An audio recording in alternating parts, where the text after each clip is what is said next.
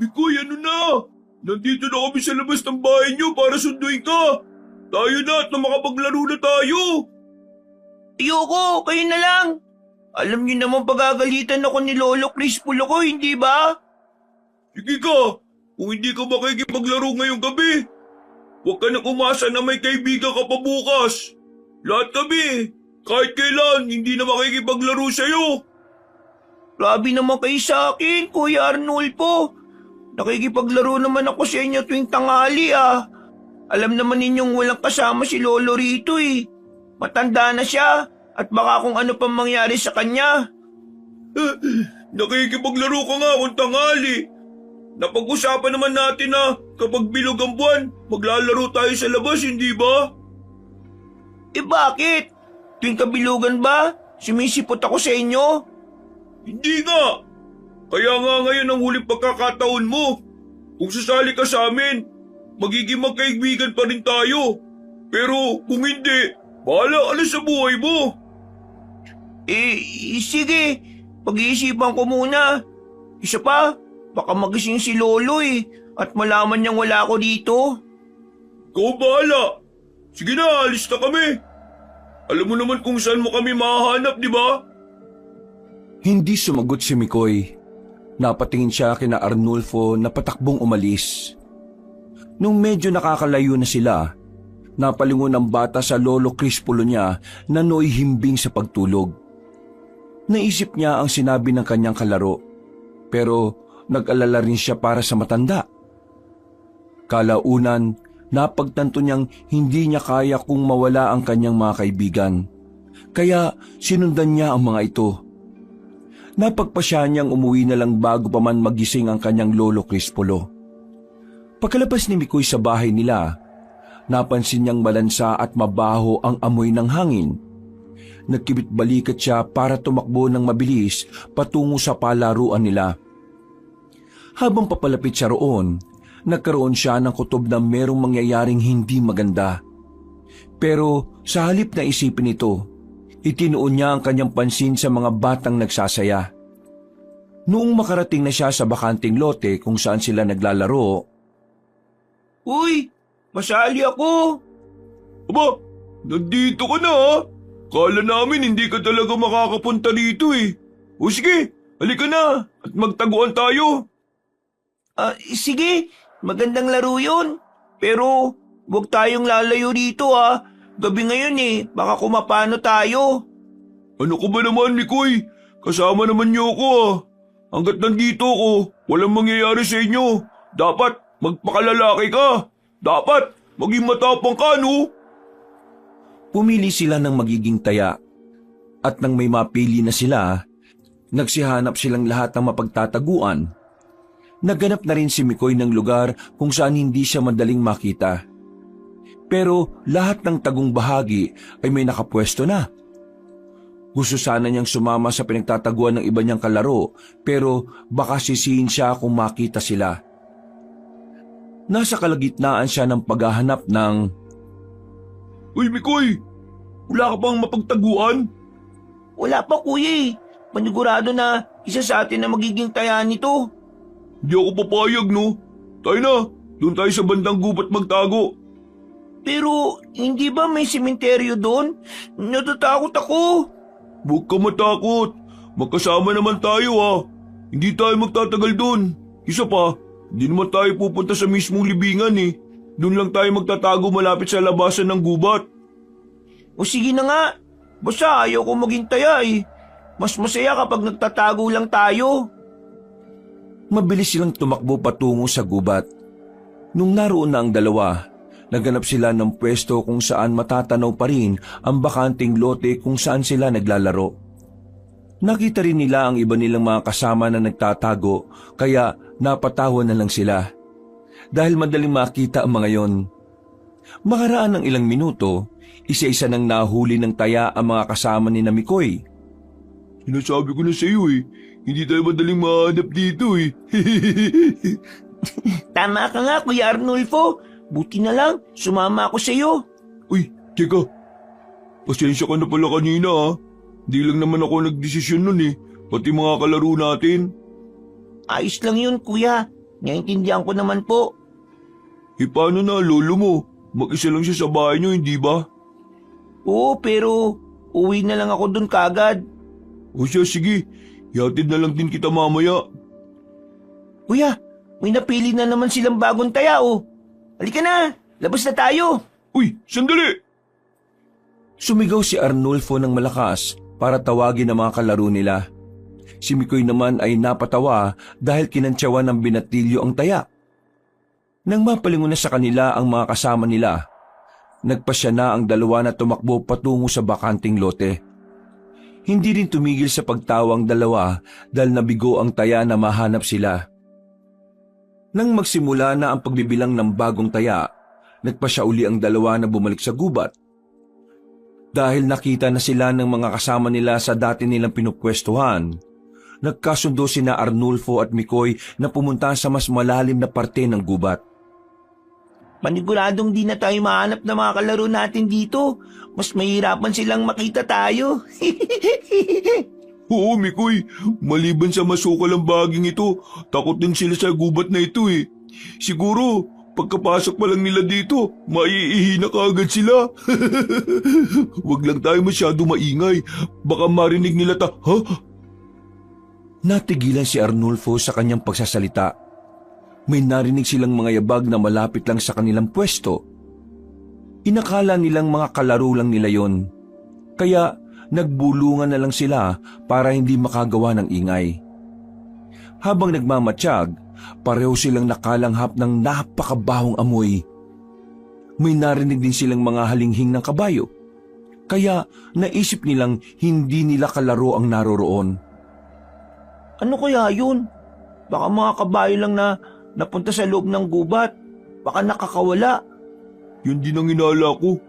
Halika na, alamin natin kung saan yung pupunta. Malay mo, walang may-ari. Sigurado magiging atin na yung mga yan. Pero, paano naman kung hindi? Teka, baka yan na yung mga ubag. Ayon sa naging kwento dati ni Lolo Crispolo, wala kabayo daw yung kanilang anyo eh. Shh! Daan mo lang boses mo, baka marinig tayo. Ubag, kwentong walang kwenta lang yan. Hindi totoo yan. Panakot lang sa mga bata. Halika na. Ikaw ang bahala. Pero sa likuran mo lang ako ha. Natatakot kasi ako kuya eh. Oo na, basta sumama ka lang. Mabilis lang to. Kapag nalaman natin kung ano yung gumagawa ng ingay, hindi babalik din tayo kaagad rito. Hinanap nila ang pinagmumulan ng mga yabag hanggang sa makarating sila sa gitna ng gubat. May mangilan-ngilang krus silang nakita roon na nakatarak sa lupa. Kaya nalaman nilang naroroon na sila sa sementeryo. Ilang sandali pa, may narinig silang boses ng isang lalaki na sinundan ng paghalinghing ng mga kabayo. Kuya, tama ang inala natin. Kaso, meron palang may-ari. Pwede na tayong umalis. Baka may bagong taya eh. At hindi tayo kasali sa susunod nilang laro. Sandali lang. Parang may kakaiba sa kanila eh. Isa pa, bakit ba nagpunta sila ng ganitong oras dito sa sementeryo? Marami namang madamong bagay sa labas ng gubat ah. Alamin muna natin. Ha? Sige, papayag ako sa'yo pero ilang minuto lang ha. Baka mamaya, ano pa mangyari sa atin dito eh. Nakong bata ka oh. Huwag ka na muna magsalita dyan. Baka mahuli nila tayong nakamasid sa kanila. Nagganap ng magandang pwesto sina Mikoy at Arnulfo. Ilang sandali lang nakita nila ang lalaki at ang 4 na kabayo na may kung anong hinahanap sa paligid. Ano bang amoy yan kuya? Parang bulok na laman ng tao. At bakit? Nasa sementeryo tayo ano? Alangan naman magkaroon ng bulok na isda rito. Takpan mo na lang ang ilong mo. Umayos na lang kaya tayo rito. Di ko nga lang, di ba? Parang may ibang pakay sila rito eh oh. Tingnan mo sila na mabuti, Mikoy. Oo nga kuya. Hindi kaya may... Ikinumpas ng lalaki ang kamay niya at sa isang iglap lang pinagtulungang hukayin ng mga kabayo ang libingang nasa tapat nila. Napako ang paningin doon ng dalawa nang makita nilang nagbabaga pala ang mga mata ng mga kabayo. Pati na ng lalaking nag-utos sa mga ito. nalaman nilang hindi karaniwang tao at mga kabayong mga yon. Habang nakatingin sa mga nilalang, kinutuban si Mikoy na nasa panganib sila. Ano ba kuya? Tara na. Baka sa atin pa mabaling ang atensyon nila eh. Tingnan mo itsura nila oh. Mga ubag yan kuya. Delikado tayo. Huwag kang maging atat. Ako nga mas matanda sa atin kaya ako masusunod. Oh, ayun oh. Pinanood nila ang mga nilalang habang nagukay. Ilang sandali pa, tumulong na rin ang lalaki. At nalaman ni na Mikoy na bangkay nga ang kinuha ng mga yon. Nang mailapag na nila sa lupa ang bangkay, sumenyas ulit ang lalaki sa mga alaga niya. Sa pagkakataong yon, pinagsaluhan ng 4 na kabayo ang nabubulok na katawan na kanilang nahukay. Hindi na rin napigilan ni Mikoy ang maduwal dahil sa pandidiri. Pakiramdam niya, bumaliktad ang kanyang sikmura dahil sa nakita niya. Ano ba yung Mikoy? Pigilan mo sarili mo. Mamaya marinig pa nila tayo. Dalawa tayo malalagot. Pasensya na kuya. Sige, tatakpan ko na lang ang ilong ko. Tayo na. Umalis na nga lang tayo rito. Baka kumapahamak pa tayo dahil sa paggawa mo ng ingay. Sige kuya, pasensya na ah. Kanina ko pa nga sinasabi sa iyo yan eh. Siguradong sa katagalan, mararamdaman nilang presensya natin dito. Ay, teka. Kung totoo nga mga ubag yan, at sila nga yung nakita natin, ano naman ang lalaking yun, Aber? Eh, sabi ni Lolo dati, sila yung kinikilalang hamon ng mga kabayong aswang. Ubagan, yan ang tawag sa kanila. Kadalasan, marami silang mga alaga at ginagamit nila ang mga yan para sa pansarili nilang interes. Ewan ko ba kung maniniwala ako o hindi riyan eh. Pero tara na, bumalik na lang tayo sa bakanting lote. Manigurado na meron ng bagong taya. Maingat silang naglakad palayo sa kanilang pinagtataguan. Walang ano-ano, natigilan si Mikoy at napalingon sa kanyang kuya Arnulfo. Nang makarinig siya ng malakas na lagitik ng tuyong sanga na marahil naapakan ng binatilyo. Agad namang sumenya si Arnulfo kay Mikoy na magpatuloy sa paglalakad. At nagmadali rin silang umalis sa bahagi kung saan siya nakatapak ng tuyong sanga. Habang nakatitig at naghihintay sa binatilyo, nakita niyang nakapako sa kanila ang titig ng mga kabayong aswang at ng lalaki. Alam ni Mikoy na may masamang binabalak ang mga yun sa kanila, kaya nakaramdam siya ng pagkabahala. Kuya, ang mga ubag, nakatitig dito sa atin. Tumakbo na tayo palis dito at baka maabutan pa nila tayo, dali! Naalinti ka na. Sige, bilisan natin. At na makarating tayo sa bakanting lote. Baka sakaling makahingi tayo ng tulong sa ibang tao. Kailangan hindi nila tayo maabutan. Siguradong lagot tayong dalawa kapag nahuli nila tayo. Sige na, ituon mo na lang ang pansin mo sa daan para makalabas kaagad tayo rito. Huwag mo na akong intindihin. Nasa kalagitnaan ng pagtakbo si Mikoy nang mapansin niyang hindi na nakasunod sa kanya ang binatilyo. Nagtaka siya, kaya bahagya siyang lumingon. Nalaman niyang wala nga roon si Arnulfo, kaya natigilan siya. Napatanong siya sa kanyang sarili kung nasaan na ang kalaro niya hanggang sa makarinig siya ng paghiyaw. Boses yun ni Arnulfo, kaya naisipan niyang balikan ito para malaman kung ano ang nangyari. Habang papalapit siya sa pinanggalingan ng ingay, pinanindigan siya ng balahibo. Walang ano-ano, nakarinig siya ng pagkaluskos ng mga dahon na parang may kinakaladkad. Napatayo na lang si Mikoy sa likod ng isang malaking puno nang marinig niyang papalapit sa kinaroroonan niya ang nasabing ingay. Habang naroon siya, nakita niya ang isang kabayo. Namulagat ang mga mata ni Mikoy nang malaman niyang si Arnulfo yon na kinakaladkad ng ubag. Duguan siya at nangihina. Nanlamig naman ang bata na magkatitigan sila ng binatilyo.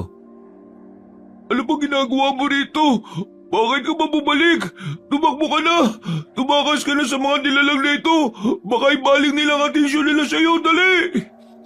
Kuya Arnulfo, anong ginawa nila sa'yo? Bakit ka pumayag na maabutan nila? Akala ko, nasa likuran lang kita kanina eh. Sige na, Mikoy! Maawa ka sa sarili mo! Tumakas ka na! Pabayaan mo na ako dito mamatay!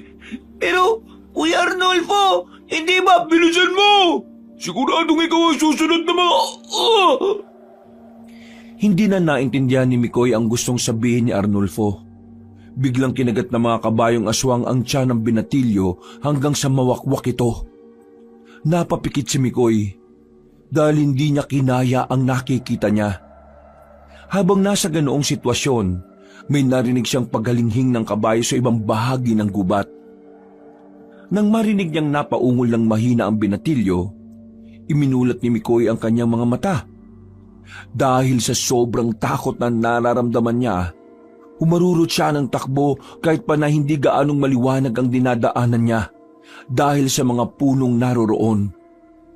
Nasa kalagitnaan siya ng pagtakbo nang makarinig siya ng mabilis na yabag ng paa.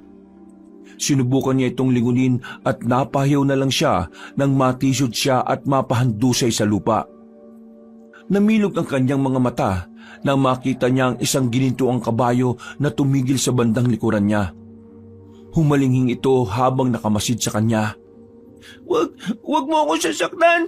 Bawa ka sa akin. Pabayaan mo na lang ako makalis dito sa gubat na to. Huwag kang matakot. Hindi ako kaaway. Nakita kong hinahabol kayo ng mga ubag. Kaya nagpasya akong sundan ka. Ililigtas ko rin sana ang kasama mo pero huli na ang lahat. Nagsasalita ka? Paanong?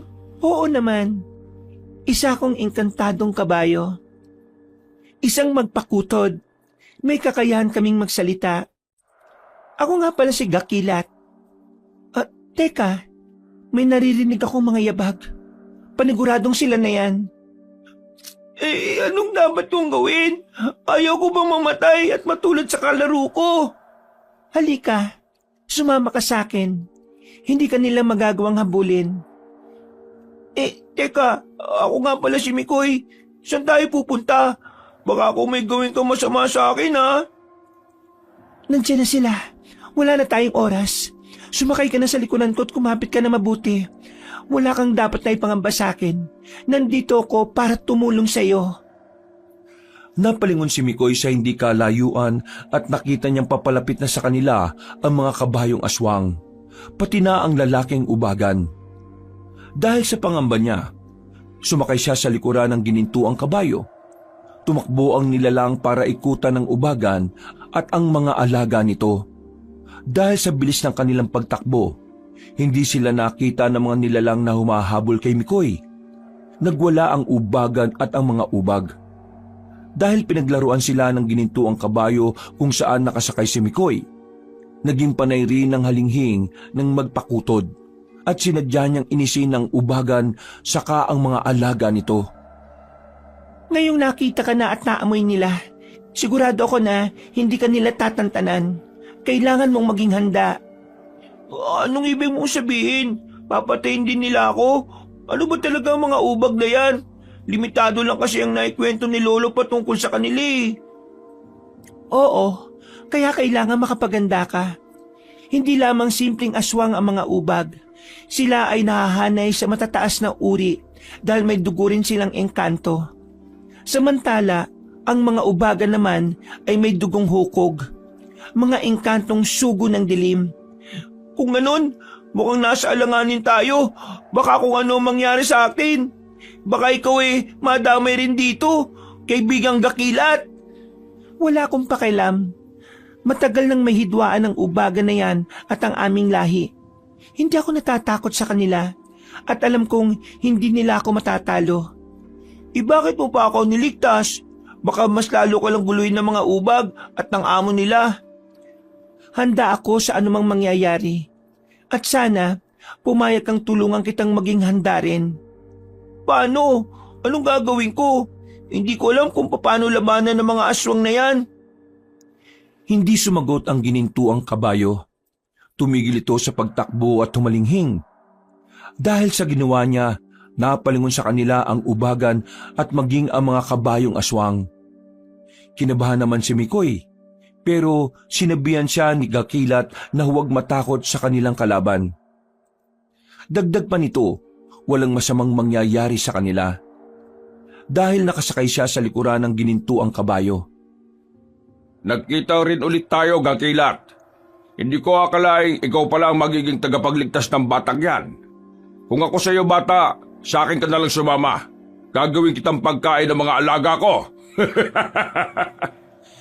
Huwag mong pakialaman ng batang ito, Pantalyon. Kung nagawa mong patayin ang aking mga kalahi, hindi mo magagawa yan sa amin. Nagawa kong patayin ng mga katulad mong magpakutod. At kaya kong gawin yan ngayon sa iyo. Nakasisiguro ka ba? Baka naman hanggang salita ka lang. Ibahin mo ko sa mga kalahi ko. At bakit? Dahil ba dyan sa mutsyang nasa loob ng bunganga mo? Pinatay ko ang buong angkan ninyo para mahanap ka lang. Pinatay ko ang buong angkan nyo para mahanap lang yan. Pagkatapos nandyan lang pala sa'yo. Pasalamat ka at wala ka nung lusubin namin ang kuta ninyo. Hindi ang mutya ko ang aking pinanghahawakan, kung hindi ang kagustuhan kong makapagiganti. At nasisiguro ko na kung hindi man ngayong gabi, darating din ang araw at mapapatay ko kayong lahat. Huwag ka nang umasa. Mahinang nilalang. Ang mga kagaya mo ay pagkain lang ng mga ubag. Hala, sige mga alaga.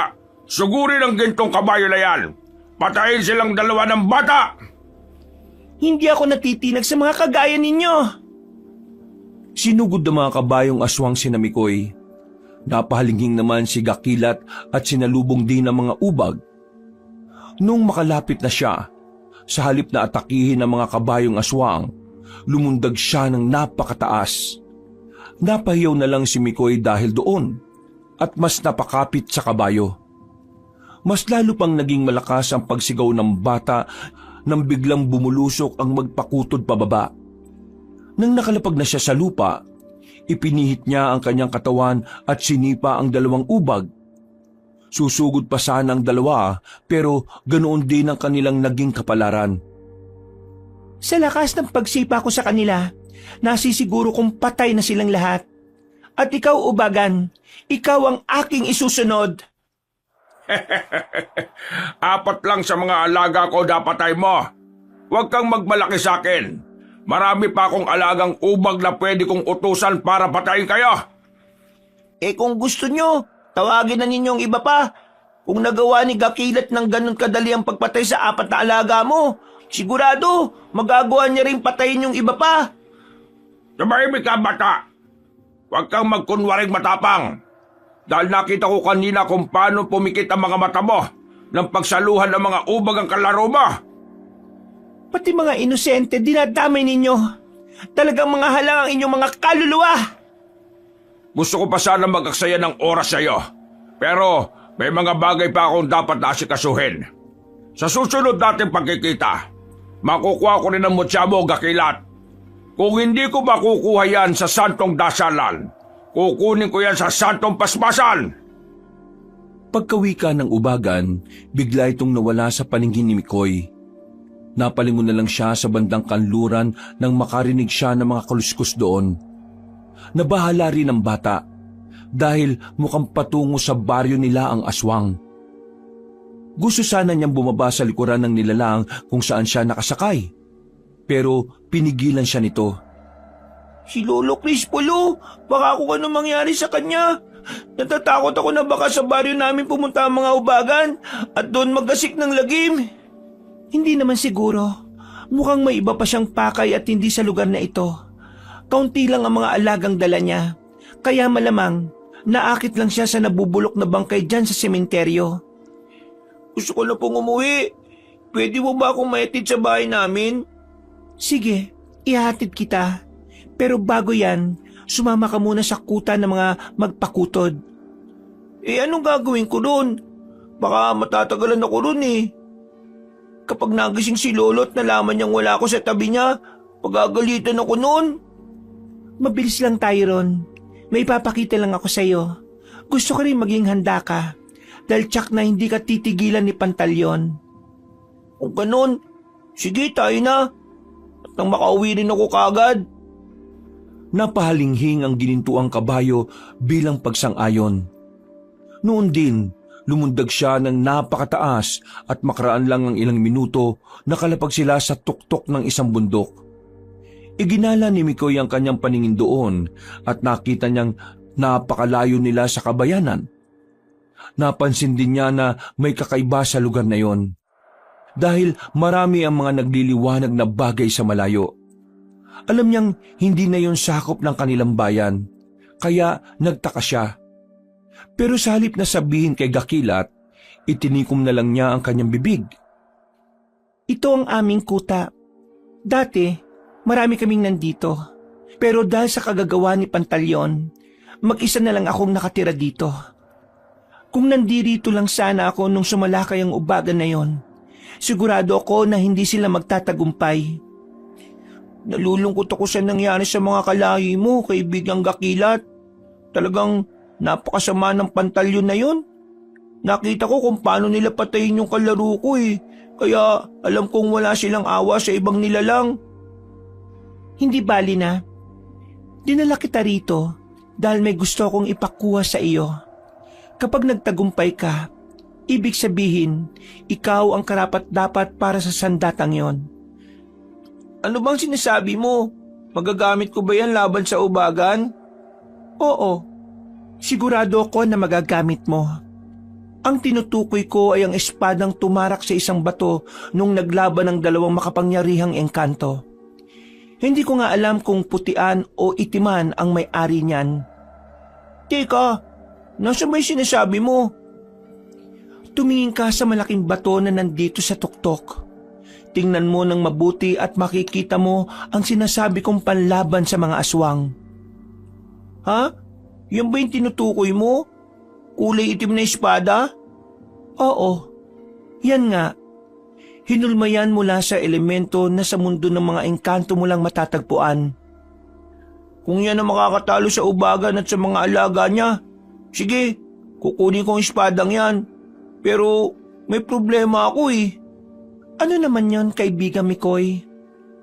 Bata lang ako eh, at alam kong wala akong laban sa kakayahan ng mga aswang na yon. Baka maagaw lang nila to sa akin at gamitin din laban sa akin. Huwag kang mag-alala. Kapag nahawakan mo na ang espada, dadaloy sa buong katawan mo ang kanyang enerhiya. Para ka na ring nagsanay ng ilang taon sa paghawak sa kanya. Kung ganun, sige, susubukan kong makuha yung espadang yan. Sige Mikoy, puntahan mo na at tugutin yan. Sana ay magtagumpay ka. Napatango si Mikoy sa ginintuang kabayo. Iwinaksin niya sa kanyang puso ang takot sa kung anumang mangyayari sa kanya. Nang makarating siya sa tapat ng bato, tumingala siya at naghanap ng posibleng daanan. Nang may plano na siya kung papaano akyatin yon, sinimulan na niya kaagad yon. Makaraan ng ilang minuto, nakarating siya sa ibabaw at nakita niya ang nakatarak na espada roon. Namangha si Mikoy dahil perpekto ang pagpapanday noon at noon lang siya nakakita ng ganoon kagandang sandatang may talim. Sige na, subukan mo nang kunin yan. Huwag mong gamitin ang buong lakas. Huwag mong gamitin ang buong lakas mo. Pakiramdaman mo ang sarili mo at isipin mo ang kagustuhang makuha yan. Sige, gagawin ko yan, Gakilat. Maraming salamat ha. Ay, sandali lang. Napabuntong hininga si Mikoy. Inisip niya ang mga dahilan kung bakit kailangan niyang makuha ang espada. Matapos nito, sinubukan na niyang hugutin ang nasabing sandata. Nung una, naramdaman niyang masyado itong nakabaon at hirap siya. Pero nang maisip niya na kailangan niyang maprotektahan ng lolo niya laban sa ubagan, parang may kung anong enerhiyang dumaloy sa kanyang buong katawan. Noon din, walang pagdadalawang isip niyang hinawakan ng dalawang kamay niya ang espada sa kahinugot ito. Namangha si Mikoy, dahil kahit hindi siya gumagamit ng buong lakas niya, nagawa niyang makuha ang sandata. Nakuha ko, Gakilat! Hindi ko akalain magagawa ko ito ng ganun lang kadali. Ang galing mo, Mikoy. Sinasabi ko naman sa iyo eh, kaya mo makuha ang espadang yan. Ikaw ang karapat-dapat para dyan. Anong susunod kong gagawin? Pakiramdaman mo muna yan. Kailangan magkaroon kayo ng koneksyon sa isa't isa At nasisiguro kong kapag dumaloy na sa buong katawan mo ang enerhiya niyan, doon mo malalamang may kakayahan ka sa paghawak ng espada. Sige, kaibigan, susubukan ko ang sinasabi mo at baka sakaling gumana. Mag-focus ka na muna riyan. Huwag mong alalahanin ng ibang bagay. Maghihintay lang ako sa iyo rito. Ipinikit ni Mikoy ang mga mata niya. Habang nasa ganoong sitwasyon, wala siyang inisip kung hindi ang espadang hawak niya.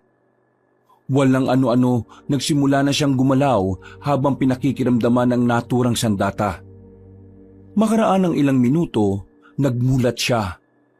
Naging magaan ang espada at naramdaman ni Mikoy na meron na silang koneksyon. Napangiti pa siya nang maisip niya na may pagkakatulad sila ng sandatang nakuha niya. Nagawa ko, kaibigan! Ngayon, kampante na ako, makakaya ko nang makipaglaban sa mga ubag at sa ubagan na yon. Lagot sila sa akin ngayon! O diba? Hindi mo kailangan ng ilang taong pagsasanay. Sapat nang malaman mo at maramdaman ang koneksyon ninyo. Kung ganon, pwede na ba akong makauwi? May hatid mo na ba ako sa bahay namin?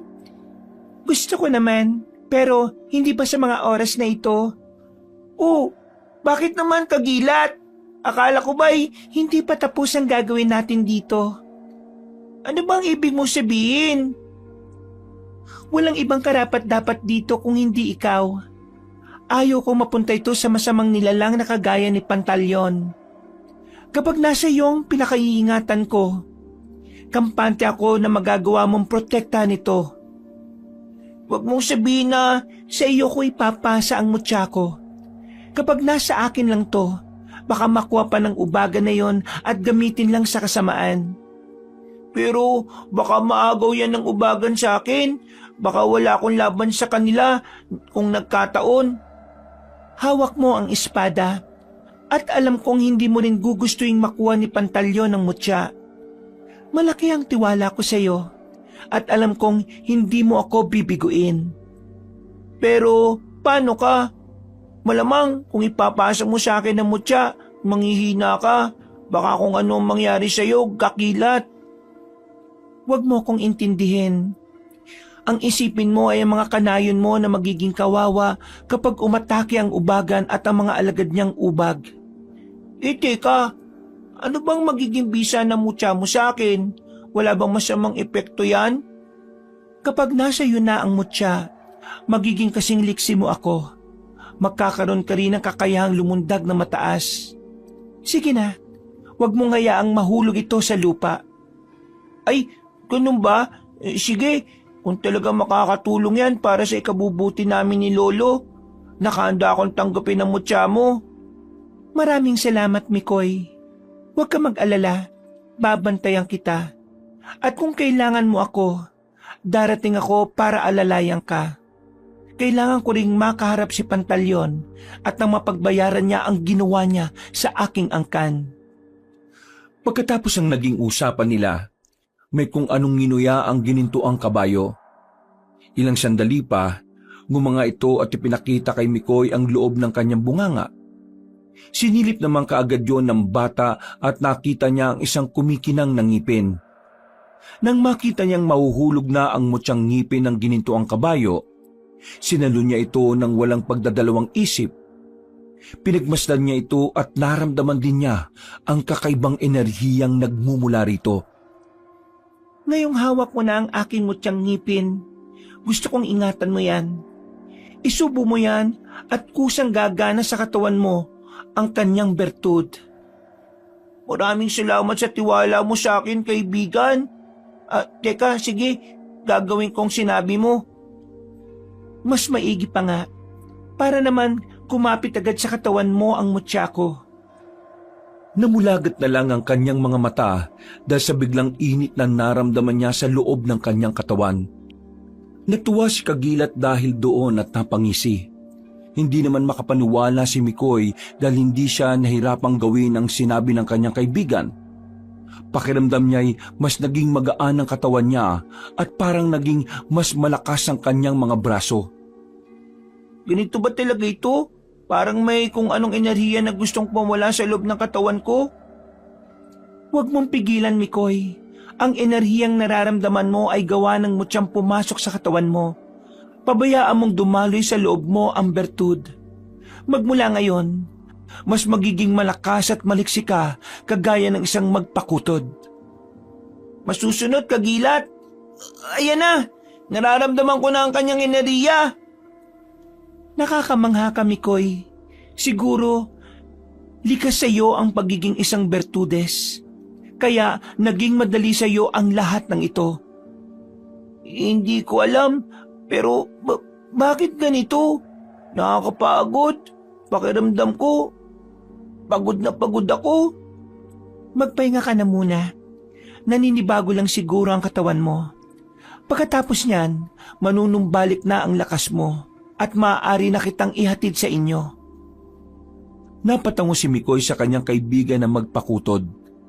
Naiga siya sa malapad na bato at agad na nakaidlip. Makaraan ng ilang oras, nagising siya at naabutan niyang nakatitig sa malayo ang ginintuang kabayo. Nang malaman ng magpakutod na gising na si Mikoy, ay napalingon siya at lumapit sa binata. Napangiti na lang din si Mikoy sa kanya at minabuti nitong maglakad na rin papalapit sa ginintuang kabayo. Kailangan na kitang ihatid sa inyo. Alam kong nanumbalik na ang lakas mo. Sige, Kagilat. Tsak na hinahanap na rin kasi ako ni Lolo eh. Hindi ko po alam kung anong sasabihin ko sa kanya. Sigurado ko na sisisihin ako ng mga tao sa pagkamatay ni Kuya Arnulfo. Huwag ka na mag-isip ng kung ano-ano. Wala ka namang kasalanan sa nangyari. Ang importante, ligtas ka. Sabihin mo sa lolo mo ang totoo. Walang mawawala kung magiging matapat ka. Pero marami ang magiging epekto kung magsisinungaling ka. Matapos magwika ng ginintuang kabayo, sumakay na si Mikoy sa likuran nito. Siniguro ng bata na hindi niya mabibitiwan ng espadang bigay sa kanya nung nagsimula na silang maglakbay pauwi. Magkahalong pananabik at takot ang kanyang nararamdaman nang maisip niyang uuwi siya sa kanilang nayon. Lumundag na mataas ang ginintuang kabayo at nang lumapag siya'y nasa baryo na sila nila Mikoy. Ano nangyari? Bakit madilim pa rin dito? Bakit kaya ganito? Magkaiba kasi ang oras dito at sa aming mundo. Ang katumbas ng ilang oras sa mundo ng mga engkanto ay katumbas ng ilang araw sa mundo ninyo. Ibig mo sabihin, medyo matagal ako nawala. Naku, Kagilat, bilisan natin at kailangan ko na makauwi. Baka pagalitan ako ni Lolo Crispulo ko. Sige, kumapit ka at tatakbo ko na mabilis. Huwag ka mag-alala. Hindi naman siya siguro galit sa'yo. Hindi ka naman isang buwan na wala eh. Mga ilang araw lang naman. Sana nga. Tama sinabi mong hindi siya galit sa akin. Sana rin eh, nasa maayos siyang kalagayan. Ibinaling ni Mikoy ang kanyang pansin sa paligid. Habang papalipit siya sa kanilang bahay, nakaamoy siya ng malansa. Naalala niya ang amoy na yon kaya nabahala siya para sa kanyang nayon. Pagkaraan ng ilang minuto, nakarating na sila sa tapat ng bahay ni Mikoy. Pagkatitig niya roon, lumakas ang kabog ng kanyang puso sa hindi niya malamang rason. Sige na kaibigan Mikoy, bumaba ka na at baka makita pa ako ng iyong lolo. Maraming salamat, Kakilat. Hanggang sa muli nating pagkikita. Paalam kaibigan. Huwag ka mag-alala. Gagabayan kita at kung malagay ka sa alanganin, tinitiyak kong makakarating ako para tulungan ka. Asahan ko yung Kakilat ha? Napatingin na lang si Mikoy sa ginintuang kabayo hanggang sa lumundag ito. Nang mawala na si Kakilat, napabuntong hininga ang bata. Dala ang espada niya, pumasok siya sa kanilang bahay. Iniwan na lang din niya ito sa labas ng kanilang silid para hindi magulat ang matanda kung makita niyang may patalim na dala si Mikoy. Matapos niyang masiguro ang pwesto ng sandatang dala niya, pumasok na siya sa kwarto nila. Nag-isip na rin siya ng pwedeng maging dahilan niya. Pero alam niyang mas magagalit ang matanda kung magsisinungaling siya. Apa, saan ka ba lang galing? Ano po ang nangyari sa inyo, Lolo Crispulo? Bakit kayo inuubo? At bakit parang biglaan ang paghihina ninyo? Ang tanong ko muna ang sagutin mo. Hindi mo ba alam na nag-alala ko ng gusto? Hinanap kita at halos hindi ako makatulog dahil lang sa kakaisip kung nasan ka. Naku, pasensya na po, Lolo. Hindi ko po sinasadyang umalis. Saan ka ba nagpunta, bata ka? Akala ko may nangyari ng masama sa'yo. Nalaman ko kasi sa mga kalaro mo na magkasama kayo ni Arnulfo. Alam mo bang namatay siya? Opo, sa katunayan po binalikan ko siya. Gusto ko sana siyang iligtas, pero ano pong magagawa ko? Bata lang ako, halimaw ang kalaban. Muntikan na rin nila ako mahuli, buti na lang may nagligtas sa akin. Kaya hindi ako napatay na mga yun. Ano ang ibig mong sabihin? Malakabayo sila at may kasama silang isang lalaki. Ayon sa nagligtas sa akin na isang gininto ang kabayo, mga aswang sila. Kitang-kita ko po kung paano nila patayin si Kuya Arnulfo Kuwawa naman siya. Ibig mong sabihin, ang ubagan mismo at mga alaga niya ang pumaslang kay Arnulfo at iniligtas ka ng isang magpakutod. Nagsasabi ka ba ng totoo, Mikoy? Opo, Lolo Crispolo. Sige, hindi na po ako magsisinungaling sa inyo. Sasabihin ko na po kung ano talaga ang nangyari. Ang lahat po na nangyari simula nang umalis ako dito, sasabihin ko na po. Bakit? Ano ba nangyari? May ginawa ba sila sa'yo ng engkantadong kabayo ng magpakutod? Wala po. Iniligtas nga po niya ako Dinala niya ako sa kuta nila. Pag po sana kayo magagalit Ibinigay kasi sa akin ng isang espada, pati ang kanyang mutya. Ha? Bakit naman niya ginawa yun? Ewan ko nga po Basta, ayon sa kanya, ako raw ang karapat-dapat sa espada. Ha? Nagpapatawa ba siya? Ano ang gagawin mo dyan? Paano naman yan makakatulong sa atin? Baka kung may masamang idudulot lang yan sa atin, Alam mo ba, Lolo, nangawakan ko yung espada, naramdaman ko ang kanyang enerhiya. Parang may kung anong lumukob sa buong katawan ko na hindi ko maintindihan. Isa pa pala, sabi ng gininto ang kabayo, kaya ako na raw po makalundag ng mataas dahil sa kanyang mutya. Teka, nasa na ba yung espada? Gusto ko makita. Kinakailangan nating masiguro na hindi may kakapahamak yon. Napatango si Mikoy sa sinabi ng matanda. Noon din, lumabas siya sa silid nila para kunin ang kanyang espada na itinago sana niya para hindi makita ng kanyang lolo. Pagbalik niya sa loob ng kwarto, ipinakita niya sa matanda ang sandatang tinutukoy niya. Namilog naman ang mga mata ni Lolo Crispolo nang makita niya yon. Sinabi niyang hindi gawa ng isang ordinaryong panday ang espada, dahil perpekto raw ang bawat bahagi nun. Nakuha ko ito sa malaking bato Sabi nung gininto ang kabayo, bumaon po daw ito doon nang maglaban ng dalawang engkanto. Hindi nila nagawang makuha. At nang makilala ko ni Gakilat, sinabi niyang kunin ko. Kapag daw nakuha ko, ako ang nararapat para sa espadang ito. Ay, ganun ba? Ay, teka, pwede ko ba yung mahawakan na po? Kahit sandali lang. Ngayon lang kasi ako nakakita ng ganyang kagandang obre. Ay, oo naman po. Sandali lang po. Ito Ibinigay ni Mikoy sa matanda ang espada. Pagkahawak ni Lolo Crispolo roon, mas naging maluba ang ubo niya. Nabahala naman si Mikoy, kaya kinuha niya ang sandata niya sa matanda saka hinaplos ang likod ng kanyang lolo. Lolo Crispolo, ayos lang po ba kayo? Kanina pa ako nagtatanong sa inyo Bakit ba biglang pagkakaroon nyo ng ubo? Hindi ko nga alam po Pero halos lahat ng mga tao rito nagkakasakit. Ewan ko nga ba kung anong dahilan. Malakas ang kutob ko na kagagawa nito ng ubagan. Nagsimula lamang ito nang matagpuan ang katawan ni Arnulfo sa loob ng gubat Kung ganun po, tama ang sinabi sa akin ng magpakutod. Baka isang araw, magulat na lang daw tayo na nilulusob na pala tayo ng mga aswang dito. kinakailangan nating paghandaan ang araw na yan. Tama ka po, Lolo Crispulo. Kinakailangang ihanda natin ang ating sarili para sa pangyayaring yan. Mababangis ang mga kabayong aswang at ang amo nila. Talagang kailangan natin, Mikoy. Ang mga katulad nila ay hindi sila madaling talunin.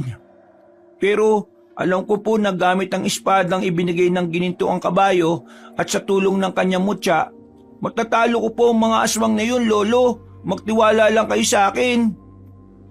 Magsasalita na sana si Lolo Crispulo nang muli siyang napaubo. Napasigaw na lang si Mikoy at agad na nataranta nang biglang dumuwal ng dugo ang matanda. Nagmadali siyang kumuha ng walang laman na balde sa kabasahan. Pagkabalik niya sa silid nila, nabahala siya nang makita ang sitwasyon ng matanda. Inilapag niya ang balde sa tapat na matanda at pinunasan ng dugo sa kawayang sahig nila. Nasa kalagitnaan sila ng ganoong sitwasyon nang may maulinigan silang mga yabag na nagmumula sa malayo. Apo, silipin mo sa bintana kung ano ang mga gumagawa ng ingay na yon. Sige po, sandali lang at titingnan ko. May kutob kasi akong hindi maganda patungkol sa mga yan eh. Ako rin, kung hindi ako nagkakamali, mapasugod dito sa kanayunan ng mga ubag. Paniguradong inutusan sila ng kanilang amo. Tama po talaga sinabi ni Gakilat sa akin. Humanda ang mga aswang na yan. Hindi ko sila titigilan hanggat hindi ko sila nauubos. Agad na nagpunta si Mikoy sa bintana. Itinoon nito ang kanyang pansin sa labas at tiningnan ng maigi kung ano ang papalapit. Makalipas ang ilang sandali, may nakita siyang mga nagbabagang bagay na gumagalaw. Nagpatuloy rin ang mga yabag, kaya nanatili muna roon si Mikoy hanggang sa malaman niya kung ano ang papalapit sa kanilang baryo. Kinabahan siya at agad niyang inisip ang kaligtasan nila ng kanyang lolo. Lolo, mga ubag, sila yung papasugod dito sa baryo natin. Kinakailangan ko sila mapigilan bago pa sila makapambiktima rito. Makakaya ko pong labanan ng mga aswang na yan. Magpahinga muna kayo rito. Gusto kong sumama sa iyo, Apo. Kaya ko pa naman hindi mo lang alam. Magaling ako sa eskrima at arnis nung araw. Huwag na po kayong maging mapilit, Lolo. Dito lang kayo sa loob ng bahay at titiyakin kong walang masamang mangyayari sa inyo, pati na rin sa mga kanayan natin. Minabuti na muna ni Mikoy na alamin kung hindi na naduduwal ng dugo ang kanyang lolo. Nung kumalma na ang matanda, sakto ring nakarinig ang bata ng pagsigaw. Alam niyang posible na nananalasa na ang mga ubag. Kaya napahawak siya ng maigpit sa espada niya. Pinaalalahanan ulit niya ang kanyang lolo na huwag nang aalis sa bahay nila. Pagkatapos noon, lumundag siya sa bintana. Saktong pagkalabas niya, nakarinig siya ng paghalinghing. Iginala niya ang paningin niya sa paligid hanggang sa makita niya si Gakilat na naghihintay sa kanya. Saktong dating mo, Gakilat. Mukhang nangyayari na yung kutob nating susugod dito yung mga ubag Kailangan may gawin tayo para mapigilan sila. Hindi ba't sabi ko naman sa'yo, kapag may panganib, hindi kita pababayaan. Tayo na, nilulusob na ng mga kabayong aswang ang ibang parte ng nayon. Huwag nating hayaan na makarating pa sila rito, banda sa inyo. Sige, halika na, handa na ako lumabas sa kanila. Hindi ako titigil hanggat hindi ko sila nauubos. Mag-iingat ka pa rin, Mikoy. Kahit na may mutya ka na at espada magagamit laban sa kanila, kailangan wag mo pa rin maliitin ang kalaban mo. Tatandaan ko po yung sinabi nyo. Huwag kang mag-alala. Kikilatisin ko yung mga ubag na yan at gagamitin ko ang utak ko para labanan sila. Nung nakasampan na sa likuran ng ginintuang kabayo si Mikoy, tumakbo na rin si Gakilat patungo sa pinagmulan ng ingay. Habang papalapit sila roon, nakaamoy ang bata ng malansang samyo. Kaya nakumpirma niyang mga ubag nga ang naroroon. Iginala pa ni Mikoy ang kanyang paningin sa paligid at may kung anong hinanap. Kung nandito mga ubag, ibig sabihin, naririto rin yung ubagan na si Pantalyon. Yan ang hindi ko alam. Kailangan pa rin nating maganda sa kanya. Baka mamaya, aakalain nating wala siya. Pero nandito pala siya at agad na aatake. Ayun, Mukhang may bahay na pinaliligiran ng mga ubag. Sigurado ako na meron silang bibiktimahin doon. Kung ganon, dyan tayo pupunta. Kailangan mapigilan natin ang mga yan. Mas lalo pa silang lalakas kapag marami silang nagiging biktima. At mas magiging mabagsik pa si Pantalyon kapag ganon. Habang papalapit sila roon, narinig nila ang pag-ubo mula sa loob nun. Dahil dito, nagkaroon sila ng kutob na ang mga may sakit ang punteriya ng mga kabayong aswang. Dahil sa nalaman ni Mikoy, nabahala siya para sa kanyang lolo Krispolo. Nung tuluyan na silang makalapit doon, Mga ubag, anong pakay niyo sa bayan namin? Inaakala niyo ba na magiging madali para sa inyo mambiktima dito? Nasaan na si Pantalyon? Siya ang gusto kong makaharap. humalinghing at umangil ang mga ubag. Napatitig sila kina Mikoy at mas lalo pang nagbagang kanilang mga mata. Napangisi rin sila at nakita ng bata ang pangil ng mga yon. Nang mapansin ni Mikoy na may binabalak sa kanila ang mga ubag, bumaba siya sa likod ng ginintuang kabayo. Mauuna sana sila ni Gakilat sa pagsugod nang makarinig sila ng mga sigawan ng mga tao sa hindi kalayuan. Mukhang may inatake din ng mga ubag sa bandaron. Ikaw na munang bahala rito. Pupuntahan ko ang pinagmumulan ng sigawan na yon at sisiguraduhin kong walang tao na masasaktan. Sige, mag-iingat ka, Gakilat! Ikaw rin, huwag kang palilin lang sa mga kabayong aswang. Kabayo lang ang anyo nila, pero kasim bagsik nila ang mga aswang.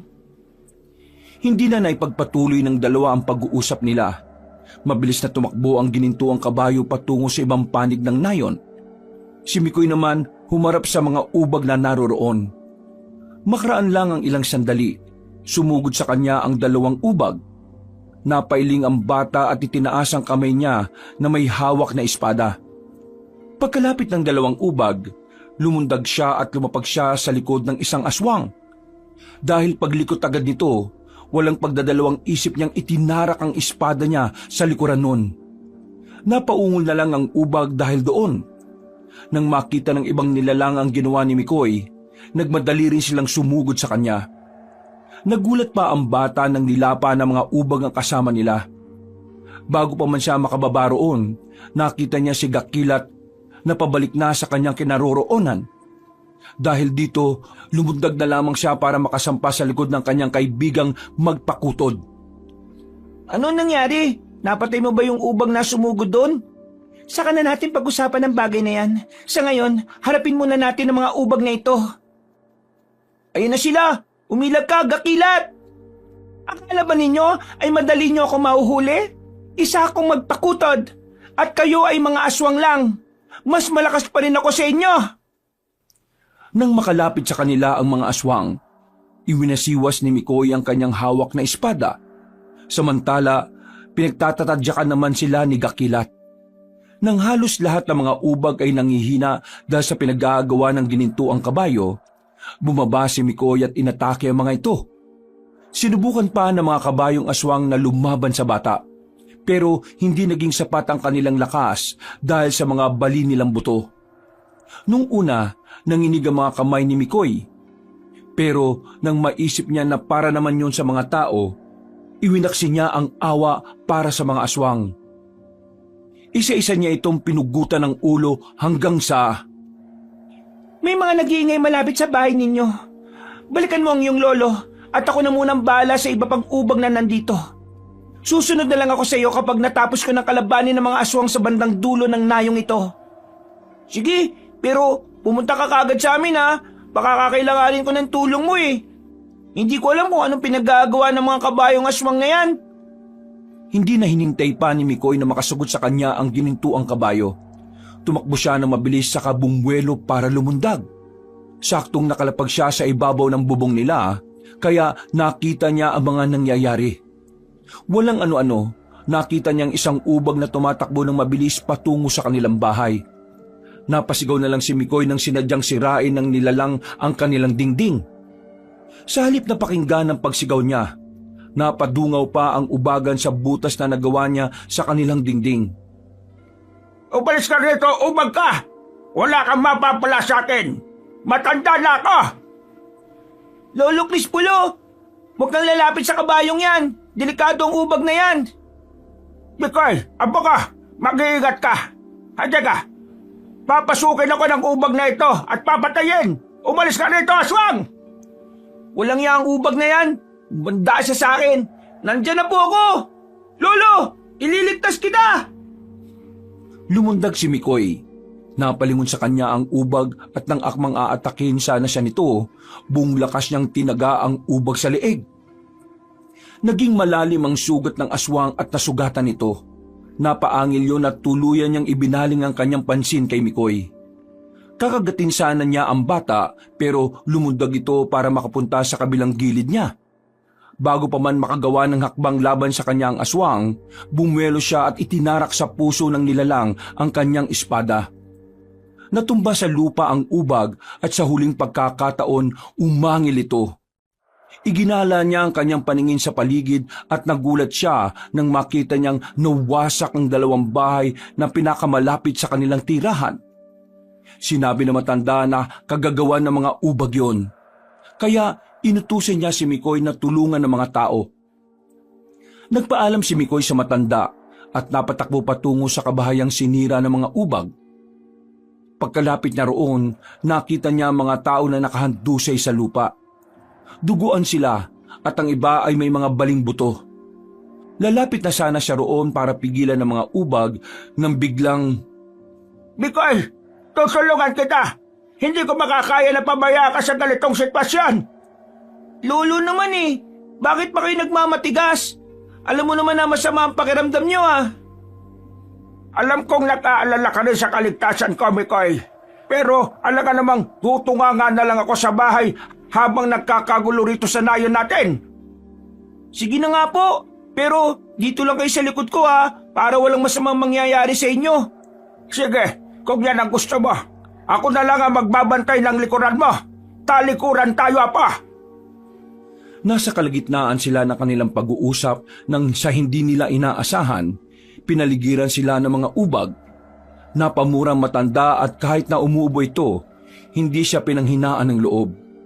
Na mga panahong yon, sinugod sila ng mga ubag, kaya nilabanan nila ang mga yon.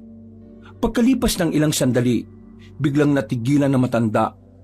Nabahala naman ang bata, kaya kinausap niya ang matanda. Napansin niyang mahina ito at parang namumutla. Ano po ba nangyari, Lolo? Bakit po kayo tumigil? Ha? Sandali! Dadaling ko kayo sa mas ligtas na lugar. Apo ko, parang hindi ko na kaya pang lumaban. Pasensya ka na. Pakiramdam ko muli akong maduduwal ng dugo. Huwag kayong humingi ng pasensya, Lolo. Dito tayo. Kailangan hindi ka magawang... Ha? Sa hindi inaasahan na maglolo, inatake sila ng isang ubag. Bago pa man makailag si Mikoy, nagawa na silang sipain ng kabayo. Tumilapon silang dalawa ng kanyang lolo, kaya labis ang galit na naramdaman ng bata. Sinubukan niyang tumayo, pero natigilan siya nang marinig niya ang ungol na matanda. Napatingin siya roon at nakita niyang may mga ubag na nakahanda para sumugod kay Lolo Crispolo. Hoy! Mga ubag! Ako harapin nyo! At huwag yung lolo ko! Mga traitor!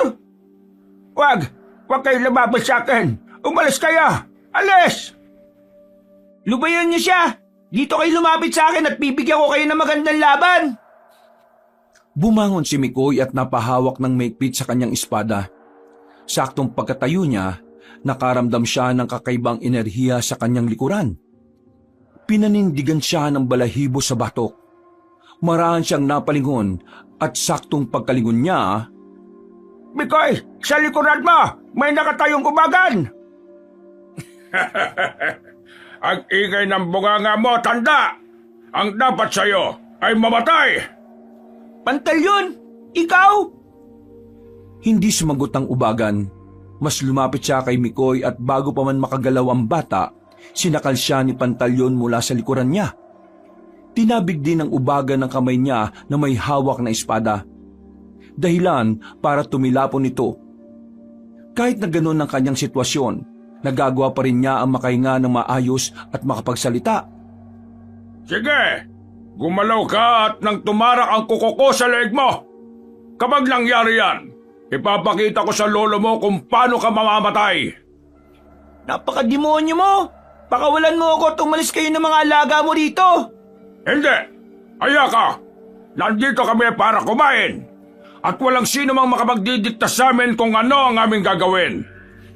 Kung ayaw niyong umalis dito, kami ang pabayaan niyong makalis! Ano ko? Loko-loko? Hindi maaari! Mamamatay kayong lahat dito sa balong ito! At yan ang inyong magiging kapalaran! Ng mga panahon na yon, sinubukan ni Mikoy ang makapiglas mula sa pagkakasakal ng ubagan. Lalabanan sana niya ito nang makaramdam siya ng enerhiyang dumaloy sa buong katawan niya. Pero natigilan siya nang inangat siya sa ere ng ubagan. Napatitig na lang siya kay Pantalyon at nakita niyang nagbabaga ang mga mata nito. Kinabahan si Mikoy. Hindi para sa kanyang sarili kundi para sa kanyang lolo at pati na sa mga tao sa kanilang nayon. Akala mo ba? Hindi ko alam na nasa iyo mo siyang hinahanap ko. Konting kilos mo pa. Hindi ako magdadalawang isip na patayin ka para makuha yon. Kahit na mamatay man ako, hindi ko ibibigay sa iyo to. Ibinilin sa akin ni Gakilat na huwag ibigay sa iyo to at yon ang gagawin ko. Ganun ba? Iniisip mo bang ayos lang sa akin ang sinasabi mo? Hindi! Mga alaga, alam na ninyo kung anong inyong gagawin sa matandang yan. Ipakita ninyo sa batang ito kung gaano tayo kabagsik. Mas lalo pang naging mahigpit ang pagkakasakal ng ubagan kay Mikoy. Sinubukan nitong makiusap pero hindi siya pinakinggan ni Patalyon. Walang ano-ano, pumalaho ang matanda at kasunod nito, napaubos siya at naduwal ng dugo. Napaiyak si Mikoy dahil sa sitwasyon ng kanyang lolo. Habang nasa ganong estado matanda, pinagtulungan siyang atakihin ng mga ubag. Sinubukan ulit ni Mikoy ang magpumiglas at nang magkaroon siya ng pagkakataon, buong lakas niyang sinipa ang ubagan na naging rason para tumilapon ito. May malakas na puwersa rin tumama sa bata na naging dahilan para matumba siya at mahirapang makabangon. Bakit nila ginawa yan sa iyo? Mga wala silang awa! Mikoy, pakiusap! Anong akala mo, bata? May liligtas mo matandang yan? Hindi ako papayag! Ang sama ninyo! Pati matandang walang kalaban-laban dinamay ninyo! Pagbabayaran niyo ito ng mahal! Dahil hindi pa rin makabangon si Mikoy, gumapang siya patungo sa lolo niya. Nagulat na lang siya nang lumundag ang ubagan at lumapag sa kanyang tabi. Bago pa man siya makalapit sa matanda, inapakan na siya ni Pantalyon sa ulo. Sinikap namang makawala ni Mikoy roon, ngunit natigilan siya at mas napahagulgol nang makita niyang pinagpepiestahan ng mga ubag ang katawan ng kanyang lolo Crispolo. Naalala niya ang nangyari sa kanyang kalaro, kaya nanlumo siya ng gusto. Anong ginawa ng mga alaga mo kay lolo? Bakit niyo siya pinatay? Hindi mo niyo ba alam na siya lang ang natitira kong kapamilya? Paano na ako ngayon? Hindi sana mangyayari ang lahat ng ito kung nung una pa lang, ibinigay na sa akin ni Gakilat ang kanyang mutya. Siya ang dapat nasisihin dito. At ngayon, pati ikaw, kailangan na rin mamatay. Kung papatayin mo man ako, pagsisisihan niyo. Alam kong igaganti ako ng kaibigan ko. Si Gakilat? Ano nga saan mo sa magpakutod na yon? Kung madali nga para sa akin na patayin ng mga kalahi niya, hindi rin ako mahirapan sa pagpatay sa kanya. Lalo na ngayon na wala na sa kanya ang mutya. At anong akala niyo? Papayag ako na magawa niyong pinaplano niyo sa kanya? Hindi! Napansin ni Mikoy na kaya na niyang gumalaw. Bago pa man malaman ni Pantalyon ang plano niya, mabilis na ipinihit ng bata ang kanyang katawan. Dahil sa ginawa niya, nakawala siya mula sa pagkakaapak ng ubagan. Noon din, bumangon siya at sumugod sa mga ubag na nagsasalo sa bangkay na matanda. Umalis kayo! Lubayan niyo ang bangkay ng lolo ko! Mas masahal pa kayo sa pinakamasamang demonyo! Kahit anong gawin mo, hindi na mabubuhay pa ang lola mo! Kayo ang magsasakripisyo dahil sa ginawa ni Gakilat!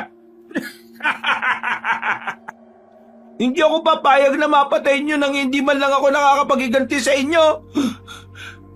Bakit? Anong gagawin mo?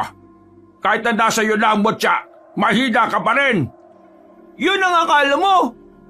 Gaya nga na sabi ni Gakilat, hindi mo dapat minamaliit ang kalaban mo. At sino ka para hindi ko malitin, ha? Hindi sumagot si Mikoy.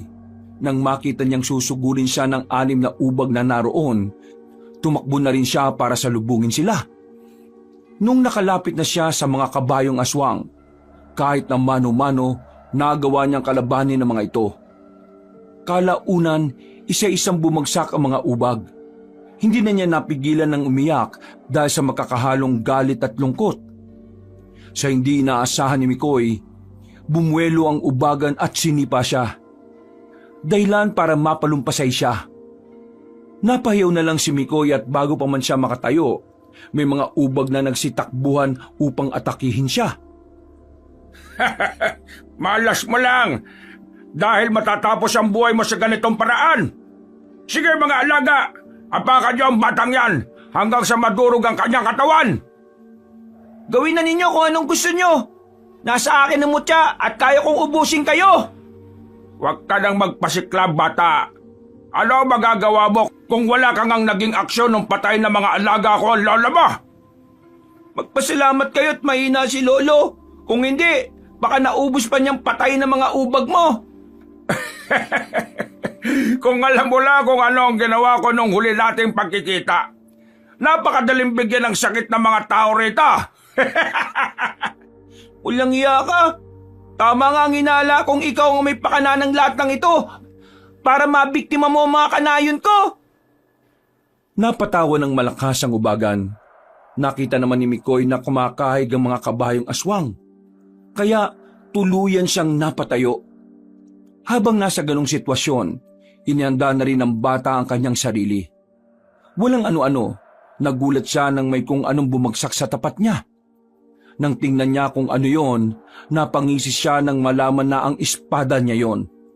Batid niyang kagagawan niyo ni Gakilat, kaya agad niya itong kinuha at tinuwakan ng mahigpit. Sakto ring sumugod sa kanya ang mga ubag, kaya nilabanan niya mga ito gamit ng sandata niya. Ang kada nila lang na lumalapit, mabilis niyang sinasalubong at ginigilitan ng leeg. Pagkatapos nito, buong lakas niyang sinisipa. Kaya tumilapon ang mga ito. Kalaunan, nagawa niyang patayin ang mga ubag na sumugod sa kanya. Magaling, bata. Ambog, akala ko'y lubusan ka mahila. Hindi ko akalain na may tinatago ka rin palang lakas. Oo, at ikaw na ang aking isusunod. Huwag kang makampante, bata. Ang mga kagaya mo ay madaling tirsin. Idi, subukan mo at nang malaman mo kung totoo o hindi ang sinasabi mo. Ganon? Sige, tingnan nga natin. Dahil sa matinding galit na nararamdaman ni Mikoy, mas nauna siyang umatake sa ubagan. Nakita naman ni Pantalyon na lumundag ang bata para sugurin siya. Kaya bumuelo rin siya at sinalubong ito sa ere. Sinikap ni Mikoy na masugatan ng aswang, pero napakaliksi nito at nagagawa nitong makailag. Nang pareho na silang nakalapag sa lupa, nagpatuloy ang kanilang paglalaban. Ilang beses nang nadaplisan ng espada ang katawan ng aswang, kaya nagkaroon siya ng mga mabababaw na sugat. Dahil dito, mas lalong nanggalaiti si Pantalyon at mas binilisan pa ang paggalaw niya. Nagulat na lang ang bata nang biglang nawala ang ubagan. Lumingon ka! Nandito ako! Hindi sa lahat ng oras, lakas at bilis lang ang gagamitin mo. Kailangan mo rin maging mautak! Utak? Ang sabihin mo, patraidor kang gumalaw. Wala akong pakialam sa sasabihin mo. Ang dapat sa'yo, dukutin ang puso! Dahil sa sinabi ni Pantalyon, napalingon si Mikoy.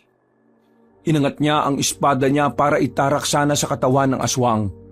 Pero namulagat na lang ang mga mata niya nang maramdaman niya ang matulis na kuko ng ubagan sa kanyang likuran. Alam niyang itutuloy ng aswang ang sinabi niya. Kaya sinikap ng bata na maabot ang sandata niya ang katawan nito. Itiwan mo ang espada mo at ibigay sa akin ang iyong mutya. Uling pagkakataon mo na ito. Kapag nagmatigas ka pa, sisiguraduhin kong matutulad ka sa lola mo. Hindi ako natatakot sa iyo. Kahit na mamatay ako. Dahil may pinag-usapan kami ni Gakilat. At kahit anong mangyari, hindi ko ito pagkakalob sa iyo. Nang maramdaman ng bata na mas dumiin pa ang kuko ng aswang, buong lakas niyang sinipa ng patalikod si Pantalyon. Naging dahilan yon para mapatras ang nilalang. Noon din, bumuelo si Mikoy at buong lakas na itinarak ang espada niya sa dibdib ng ubagan. Napaungol naman si Pantalyon.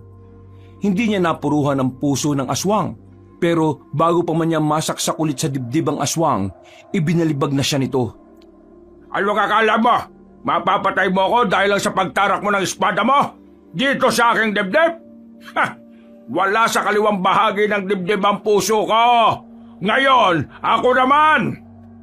Mapapatay rin kita, Pantalyon. Malalaman ko rin ang kahinaan mo. Hindi uso sa akin ang kahinaan.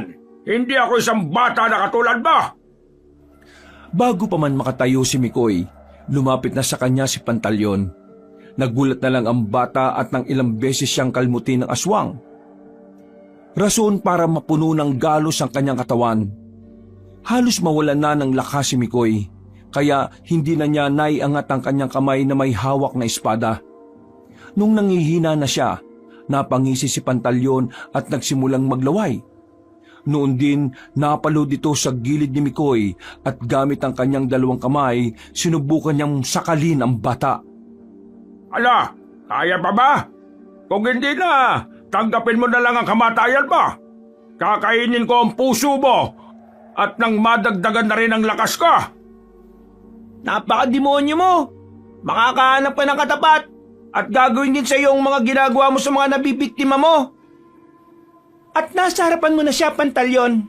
Akala mo ba ay papayag ako na matulad si Mikoy sa mga kalahi ko? Gakilat! Tinadyakan ng ginintuang kabayo ang ubagan.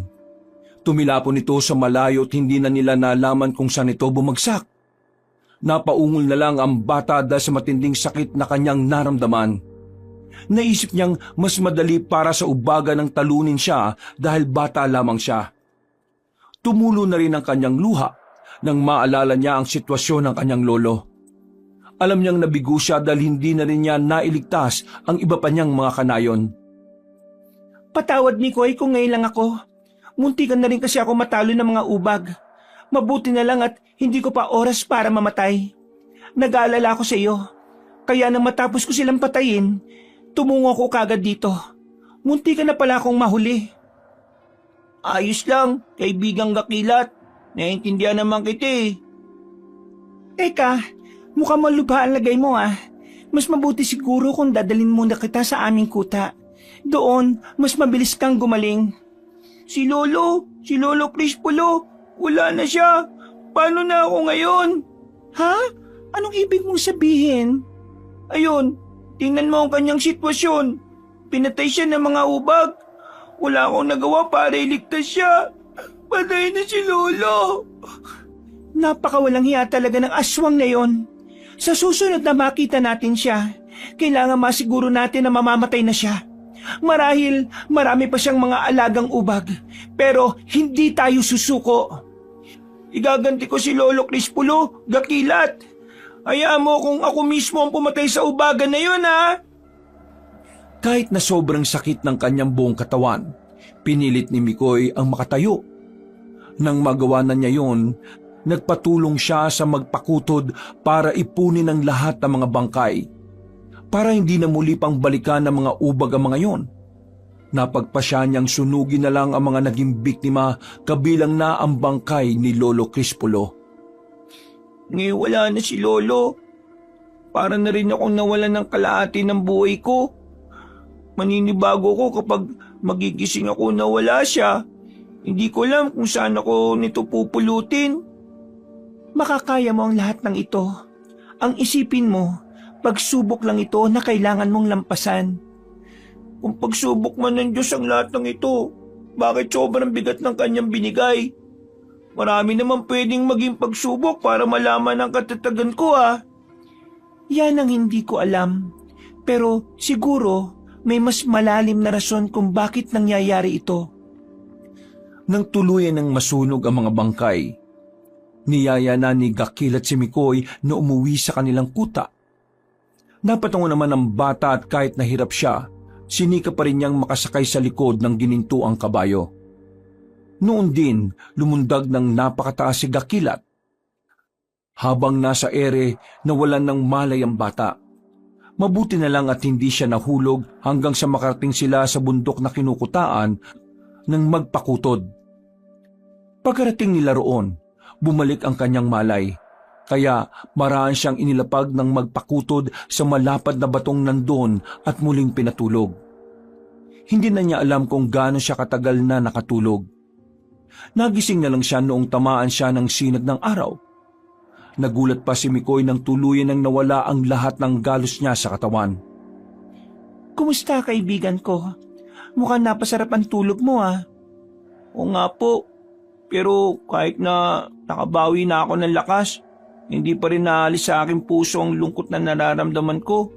Hindi ko alam kung paano ko ito malalampasan eh.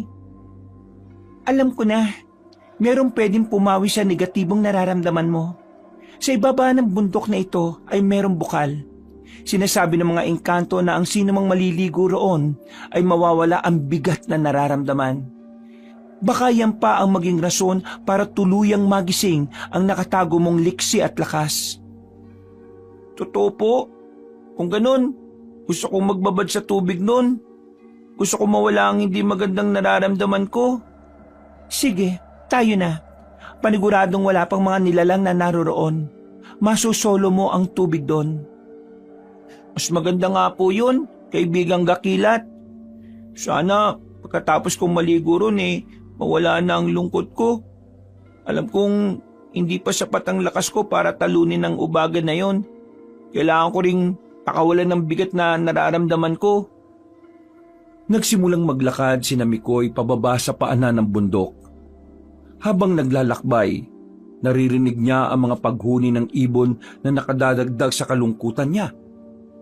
Dahil gusto niyang masolo ang tubig, napatakbo siya para makarating agad doon. Makalipas ang ilang minuto, nakita na niya ang bukal na tinutukoy ni Gakilat. Lumapit siya roon at agad na lumusong doon. Napahiyaw pa si Mikoy nang manuot sa kanyang balat ang lamig ng tubig doon. Si Gakilat naman, nagbabantay lang sa paligid nila, habang ninanamnam niya ang kakaibang nararamdaman niya sa tubig ng bukal. Unti-unting gumaan ang kanyang puso. Tama ka, kaibigang Gakilat. Nawala nga yung lahat ng lungkot ko. Pakiramdam ko para akong ipinanganak uli sa mundong ito. Ngayon, hindi ka na mag-iisip ng mga negatibong bagay. Hayaan mo na ang mga nangyari. Ang importante sa ngayon ay ang bagong buhay na haharapin mo. Bago mangyari yun, may kailangan pa akong tapusin. Buhay pa si Pantalyon at hindi ko siya hayaang magasik ng lagim. Sasamahan kita hanggang sa huling laban. Hindi mo sana ito gulo at naipit ka lang. Kaya humihingi ako ng pasensya sa iyo. Ayos lang, Gakilat. Nandito na tayo At kahit na bata lang ako, hindi ako atras.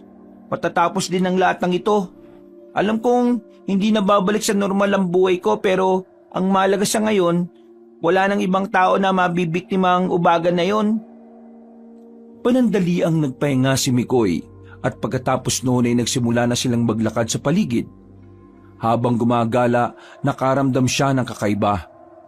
Parang may mga matang nakamasid sa kanila. Kaya ilang beses siyang napalingon para siguruhing walang ibang nilalang doon. Nasa kalagitnaan sila ng kanilang paglalakad nang makaamoy si Mikoy ng nakakasulasok na amoy ng nabubulok na laman. Ano kaya yung amoy na yun? Parang patay na hayop Naamoy ko rin yan.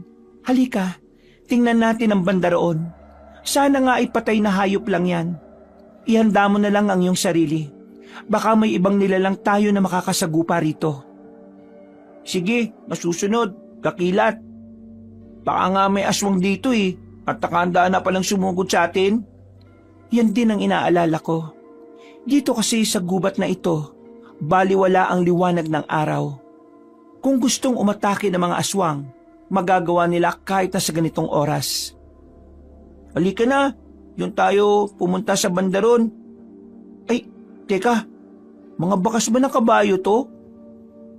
Minsan ka na bang nagpunta dito, Gakilat? Oo, matagal na, pero inkantado ako at wala akong naiiwang kahit na anong bakas saan man ako umapak. Hindi kaya... Halika, puntaan natin sa bandaron. Doon papunta yung bakas na to eh. Habang naglalakad, kung ano na ang pumapasok sa kanyang isipan. Nang medyo nakalalayo na sila sa bukal, may nakita siyang mga kalansay ng tao at may mga bahid na tuyong dugo sa lupa.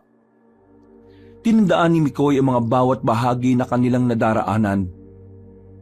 Ayaw niyang maligaw roon kung sakali mang malagay sila sa alanganin. Noong lumaon, nalaman nilang may yungib sa hindi kalayuan at hindi agad mahahalata dahil sa mga ligaw na halamang tumutubo sa paligid nito. Magpapatuloy na sana si Mikoy para alamin kung ano ang naroon nang bigla siyang pigilan ni Gakilat. Huwag, mangmatsyag muna tayo. Baka mamaya isang patibong lang yan at kung ano pa ang mangyari sa atin. Malakas ang kutob ko na mga ubag ang dumaan dyan.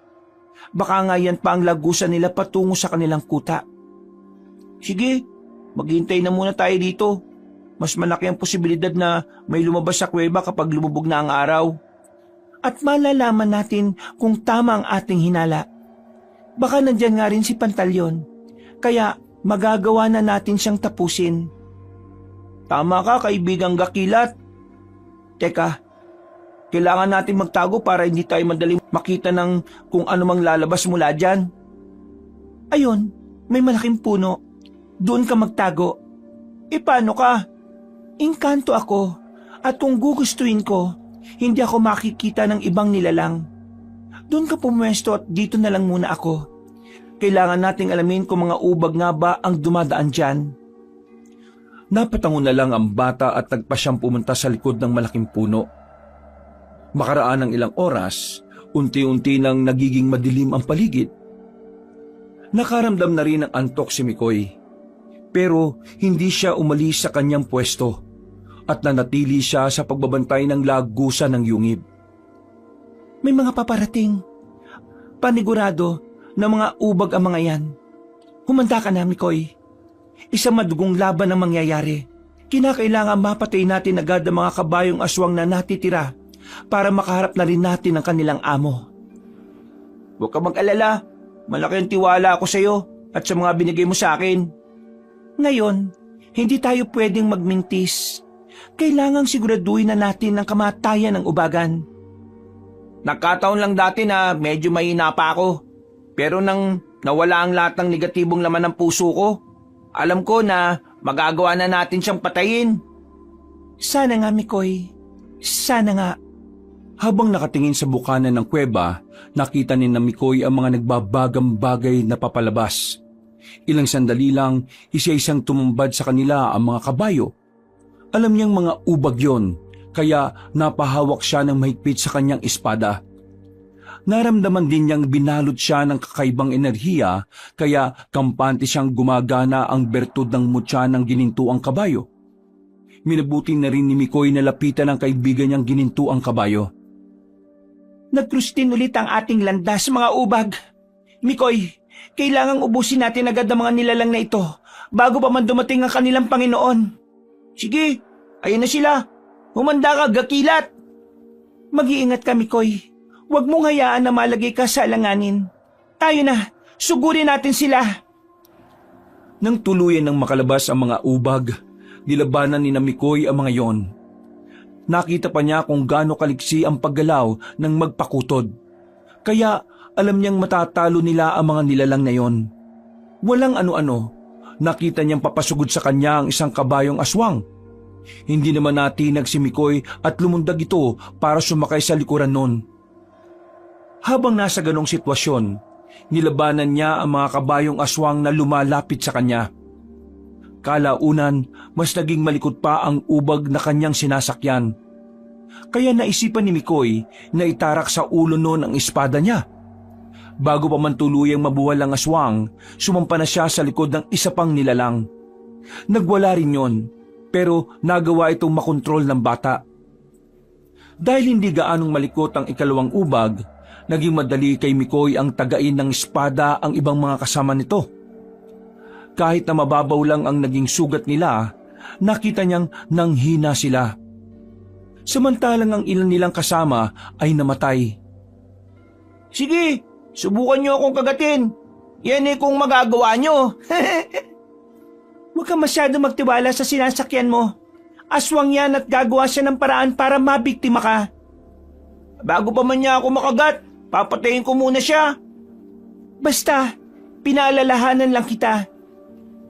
Nang mapansin ni Mikoy na nagsimula na ring maglikot ang ubag na sinasakyan niya, minabuti niyang ipihit ang kanyang katawan hanggang sa matansya na niya ang kanyang distansya sa leeg ng aswang. Bago pa man lumundag ang kabayong aswang, itinarak na niya ang kanyang espada sa leeg nito. Noon din, bumaba si Mikoy na naging dahilan para malaslas ang lalamunan ng nilalang na sinakyan niya. Dahil sa ginawa niya, napahandusay siya sa lupa. Nakita siya ng ibang kabayong aswang, kaya sumugod ang mga ito sa kanya. Dahil mas maliit siya kaysa sa kanila, naging malaya siya sa paglipat ng pwesto sa pamamagitan ng pagsuot sa pagitan ng mga paa ng mga yun. Habang ginagawa yun ni Mikoy, pinagsasasaksak niya ang dibdib ng mga ubag. Sinigurado niyang matatamaan niya ang puso nila. Kahit na naliligo na siya sa dugo ng mga kabayong aswang, wala siyang naging pakialam. Kalaunan, marami ng mga ubag ang nabuwal sa lupa at nabawian ng buhay. Nang tumayo si Mikoy, nakita niyang pinagtutulungan ng 3 ubag si Gakilat. Mikoy, may mas malaki tayong problema. May malakas na enerhiya akong nararamdaman. Iba ito kaysa sa kanila. Baka may ubagan na papalabas sa kuweba. Ihanda mo ang iyong sarili. Sige, ikaw na munang bahala sa 3 yan ha. Babantayan ko ang paglabas ng ubagan. Oo, pero mag-iingat ka. Baka alam ng nilalang na yan na nandirito tayo at pinagpapapatay natin ang kanyang mga alaga. Sana, si Pantalyon na yon at nang matapos ng pag-asik niya ng takot sa mga kanayunan. Kung mangyayari man yan, matutuwa ang aking mga kalahi. Ako lang ang pag-asa nila para makapagiganti sa mga ubag at sa ubaga na yan. Huwag ka mag-alala, titiyakin natin mapapatay ang ubaga na yan. Marami na siyang atraso at hindi tayo papayag na madagdagan pa ang mga tao nga agrabyaduhin niya. Dahil naibaling ng gininto ang kabayo ang kanyang pansin kay Mikoy, nakita ng bata kung paano yun nabuwal. Napasigaw naman si Mikoy at binalak na tulungan ng magpakutod. Pero sinabi naman ng ginintuang kabayo na puntahan na ang bukana ng kuweba dahil kaya naman niyang labanan ng mga kabayong aswang. Napatango ang bata at pumesto sa tapat ng yungib habang hawak ang espada. Walang ano-ano, nagulat na lang si Mikoy nang may tumama sa kanyang malakas na puwersa. Agad naman siyang tumaga sa kanyang harapan. At saktong pagkatilapon niya, nakita niyang nakatayo si Pantalyon sa bukana ng kuweba at may sugat sa bandang dibdib. Agad na tumayo si Mikoy at muling tumakbo para sugurin ang ubagan. Naglaban silang dalawa at kahit na mas malaki ang kalaban ni Mikoy, hindi siya nagpatinag dito. Ginamit niya ang kakayahan niya para masugatan ng nilalang hanggang sa mabuwal ito sa lupa. Naisad mo ako, pero hindi mo ko kayang pabagsakin ng tuluyan. Magbabayad ka sa ginawa mong ito sa akin! Kung may dapat mang magbayad, ikaw yun. Marami ka ng kasalanan kaya kailangan ng pigilan ng pambibiktima mo. Bumangon si Pantalyon.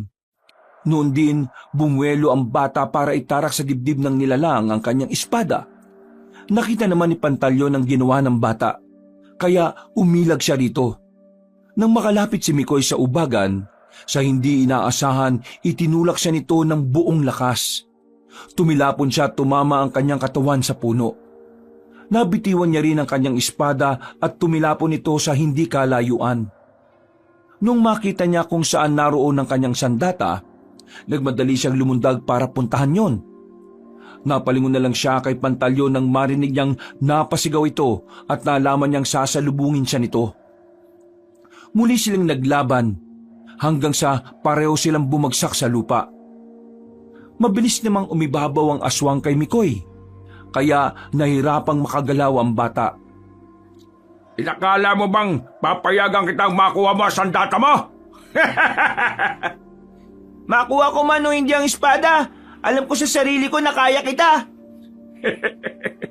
Yan ay kung makakawala ka sa ilalim ko.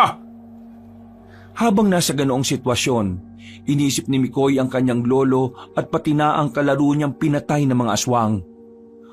Noon din, sinakal siya ni Pantalyon, kaya mas lalo siyang nahirapang gumalaw. Sinikap niyang ibaling sa kaliwang bahagi ang kanyang ulo at napangisi siya nang makitang malapit lang sa kanilang kinaroroonan ng kanyang espada. Napalingon na rin siya sa ginintuang kabayo at nakita niyang patuloy pa rin itong nakikipaglaban sa natitirang ubag. Kapag nakawala ako dito, sisiguraduhin kong itatara ko sa puso mo ang espada ko. Huwag mong sabihin, gawin mo! At talagang gagawin ko.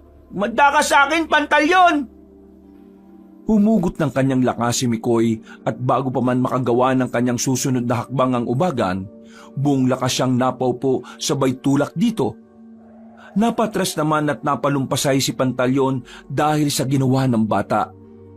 Noon din, gumulong si Mikoy para lapitan ang kanyang espada.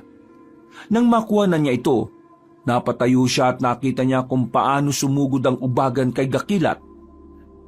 Nagkarap din tayo ulit, magpakutod! Ngayon, sisiguraduhin kong matutulad ka na rin sa mga kalahi mo! Huwag ka mag-alala. Nakahanda na akong mamatay. Nasisiguro ko na rin na hindi mapupunta sa iyo ang aking mutya. Kaya, kampante ako sa kung ano man mangyayari sa akin. Hanggang ngayon, naalala ko pa rin ang lasa ng atay ng mga kalahi mo! Matapos ang ilang taon, makakatikim ulit ako ng atay at puso ng isang magpakutod! Sige na, patayin mo na ako para makasama ko ng aking mga kalahi. Handa na ako, Pantalyon. Pero pagkatapos mo akong patayin at kainin, alam kong papatayin ka rin ng batang nagtanga ng aking mutya. Yan ay kung papayag akong mamatay sa mga kamay niya. Nang makita ni Mikoy na aatake na si Pantalyon ni Gakilat, lumundag siya para lumapit sa mga ito. Sumampa siya sa likuran na magpakutod kaya nagulat si Pantalyon. Natigilan ng ubagan at napangisi habang naging salitan ng kanyang pagtitig sa kanilang dalawa. Itinaas na rin ni Mikoy ng bahagya ang kanyang kamay na may hawak na espada bilang paghahanda. Alam kong matapang ka lang, bata, dahil kasama mo ang magpakutod na yan. Yan ang inaakala mo. Kahit na mag-isa lang ako, kaya kitang patayin. Hindi ako katulad mo na marami pang mga alagad. Pero mang wala namang binatbat. Tama si Mikoy. Siguro kung wala ang mga ubag, baka matagal ka ng patay. At paano naman ninyo nasisiguro mga sinasabi ninyo? Dahil alam namin na malakas ka lang dahil sa mga kabayong aswang. Ang mga kinakain nila ang nagbibigay ng enerhiya sa iyo. Napalakak ang ubagan sa winika ni Mikoy. Noon din, umatake siya sa kanilang dalawa. Todo ang naging pag-ilag ni Gakilat. Samantalang sinusubukan naman ni Mikoy na sugatan ng aswang. Dahil si ginawa na magpakutod, nagtamo na maraming sugat sa katawan si Pantalyon. Samantala, mga mabababaw lang na galos ang natanggap ng bata. Walang ano-ano, biglang natigil sa pagtakbo si Gakilat. Napakunot noon naman si Mikoy at napalingon kay Pantalyon na nooy nakangisi. Ano nangyari sa iyo? Bakit ka nangina? May malaking sugat ako sa dibdib. Hindi mo lang namalayan dahil hindi mo nakikita dyan sa pwesto mo. Nasugatan ako ni Pantalyon gamit ang kanyang kuko. Kahit umiilag ako, nagagawa pa rin niya akong puruhan. Hindi nyo inaakala yun, ano? Marahil naging mabilis ang pag-ilag ninyo. Pero nagkaroon din ako ng pagkakataon para mawakwak ang bandang dibdib ng magpakutod nang hindi nyo namamalayan. Ikaw na ang bahala, Mikoy. Huwag ka mag-alala. Mamamatay man ang aking katawan, gagabayan pa rin kita sa pamamagitan ng aking espiritu. Ngayon, ikaw na lang ang aking magiging problema.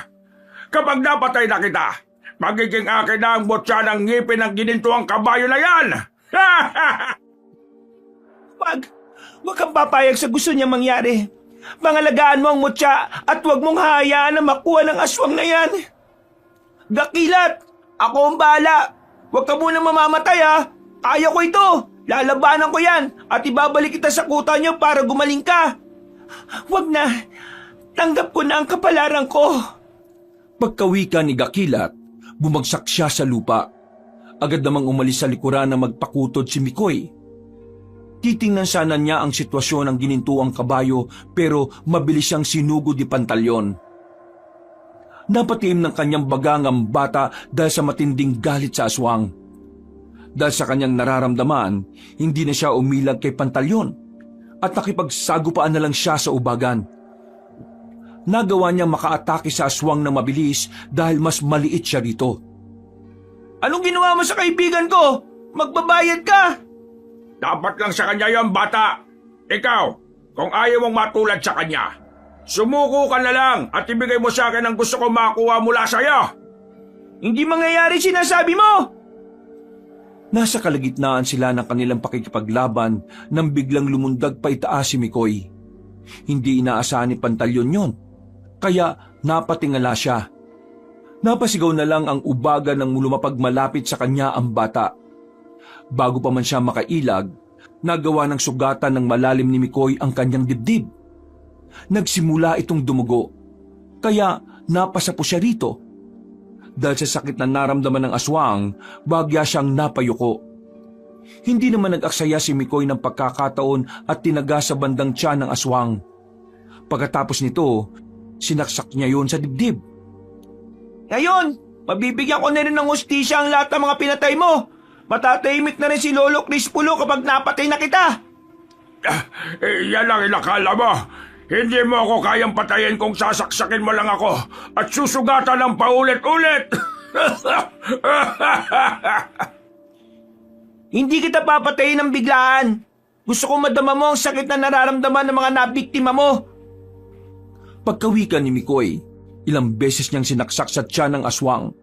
Napaungol na lang ang ubagan at nang sinubukan nitong makabangon, nagpasya si Mikoy na saksakin ang dibdib ng aswang at nang makita niya na nagkaroon ng malaking sugat ito, dinukot niya ang puso ng ubagan. Saka itinapon. Nagulat pa siya nang makitang buhay pa rin ang aswang kahit na ganoon na ang kanyang ginawa.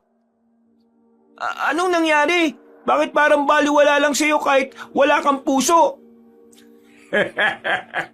Ano na? Napatay mo ba ako? Ano kaya kung pugutan mo na lang ako ng ulo? Hindi pinansin ni Mikoy ang sinabi ng ubagan. Noon din, napalingon si Mikoy sa kinaroroonan ni Gakilat. Nakita niyang nakahandusay na lang ang gininto ang kabayo. Hindi na ito gumagalaw. Kaya naging malakas ang kanyang kutob na patay na ito. Mas lalo siyang nalungkot. Alam niyang sa ikatlong pagkakataon, nabigo siyang protektahan ng mga malalapit sa kanya. Huwag kang umiyak, kaibigan Mikoy. Namatay man ako, nandito pa rin ako sa tabi mo at nagsisilbing gabay mo. Gakilat? Ikaw ba yan? Paanong? Ako nga. Kagaya ng mga tao, meron ding espiritu ang mga magpakutod. Yan ang pinagkaiba namin sa ibang engkanto. Hindi ba't sinabi ko sa iyo na gagabayan kita kung mamatay man ako? Ito na yon. Pasensya kung hindi ko kagad nalaman na nasugatan ka na pala ng ubagan. Kung alam ko lang sana, nakababa kaagad ako mula sa likod mo at natulungan kita. Hindi na bale. Ang importante sa ngayon ay mapatay mo ang aswang na yan. Kinakailangan mawala si Pantalyon para makasiguro tayong ligtas na ang mga liblib na nayon at pati na ang ibang engkanto. Huwag ka mag-alala. Sa lagay niyang yan, panigurado hindi na siya mabubuhay. Maya-maya lang mamamatay na ang ubaga na yan. Teka, tingnan mo muna si Pantalyon at baka makatakas siya. Bilis! Hindi, paano siya nakatakas sa ganong sitwasyon? Kulang na lang malagutan na siya ng hininga Teka, hanapin ko siya. Hindi siya pwedeng makaligtas. Nataranta si Mikoy. Hindi niya inakala na kahit ganun na ang sitwasyon ng ubagan, ay magagawa pa rin ito na makatakas. Nagagilap siya ng bakas ni Pantalyon hanggang sa may makita siyang bahid ng dugo sa damuhan na patungo sa bukana ng yungib. Sigurado ko na sa kuweba na yan pumasok ang aswang na yon. Sige, sundan mo siya at nang malaman mo kung saan siya pupunta. Mag-ingat ka lang at baka may patibong dyan sa loob. Sige lang, nakahanda ako sa kung ano man ang mangyayari. Naging maingat si Mikoy sa kanyang pagakbang dahil sigurado siyang pumasok sa yungib ang aswang. Pumasok na rin siya sa loob. Napahawak na lang siya ng maigpit sa kanyang espada at tinalasan niya ang kanyang pandama. Nasa kalagitnaan siya ng kanyang paglalakad nang makarinig siya ng may hinang yabag ng paa. Nagkaroon siya ng kutob na si Pantalyon yun.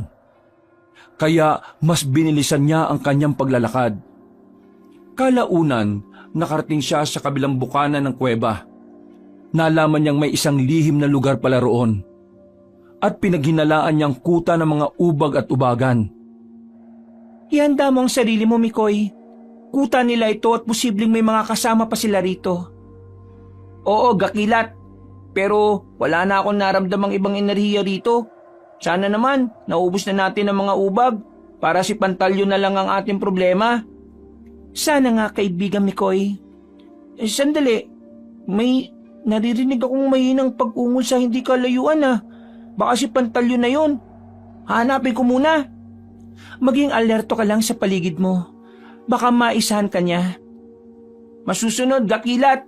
Yan ang gagawin ko. Naging marahan ang paglalakad ni Mikoy. Inalam niya kung saan nagmumula ang mahinang ungol na naririnig niya. Nasa kalagitnaan na siya ng kanyang paglalakad nang makaramdam siya ng kakaibang enerhiya. Dahil dito, pasimple niyang inihanda ang kanyang espada. Walang ano-ano, nagulat siya nang may makita siyang nakatayo sa hindi kalayuan.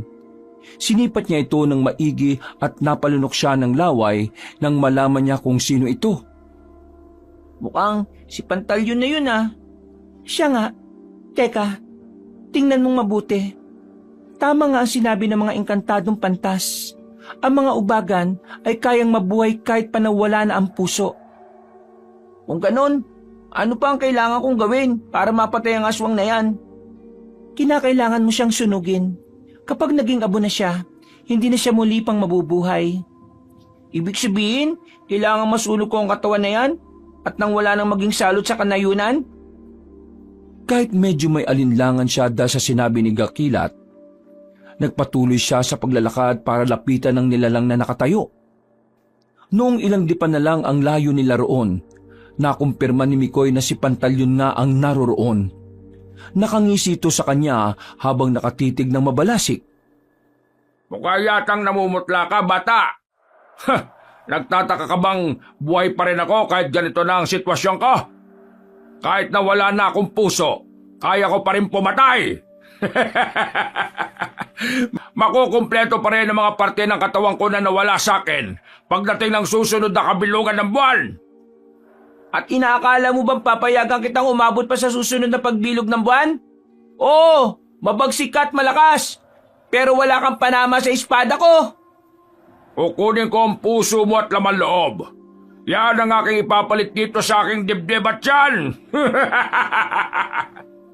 Alam ko kung ano kainaan mo. Kaya huwag kang magmalaki sa akin na buhay ka pa. Hindi sumagot si Pantalyon.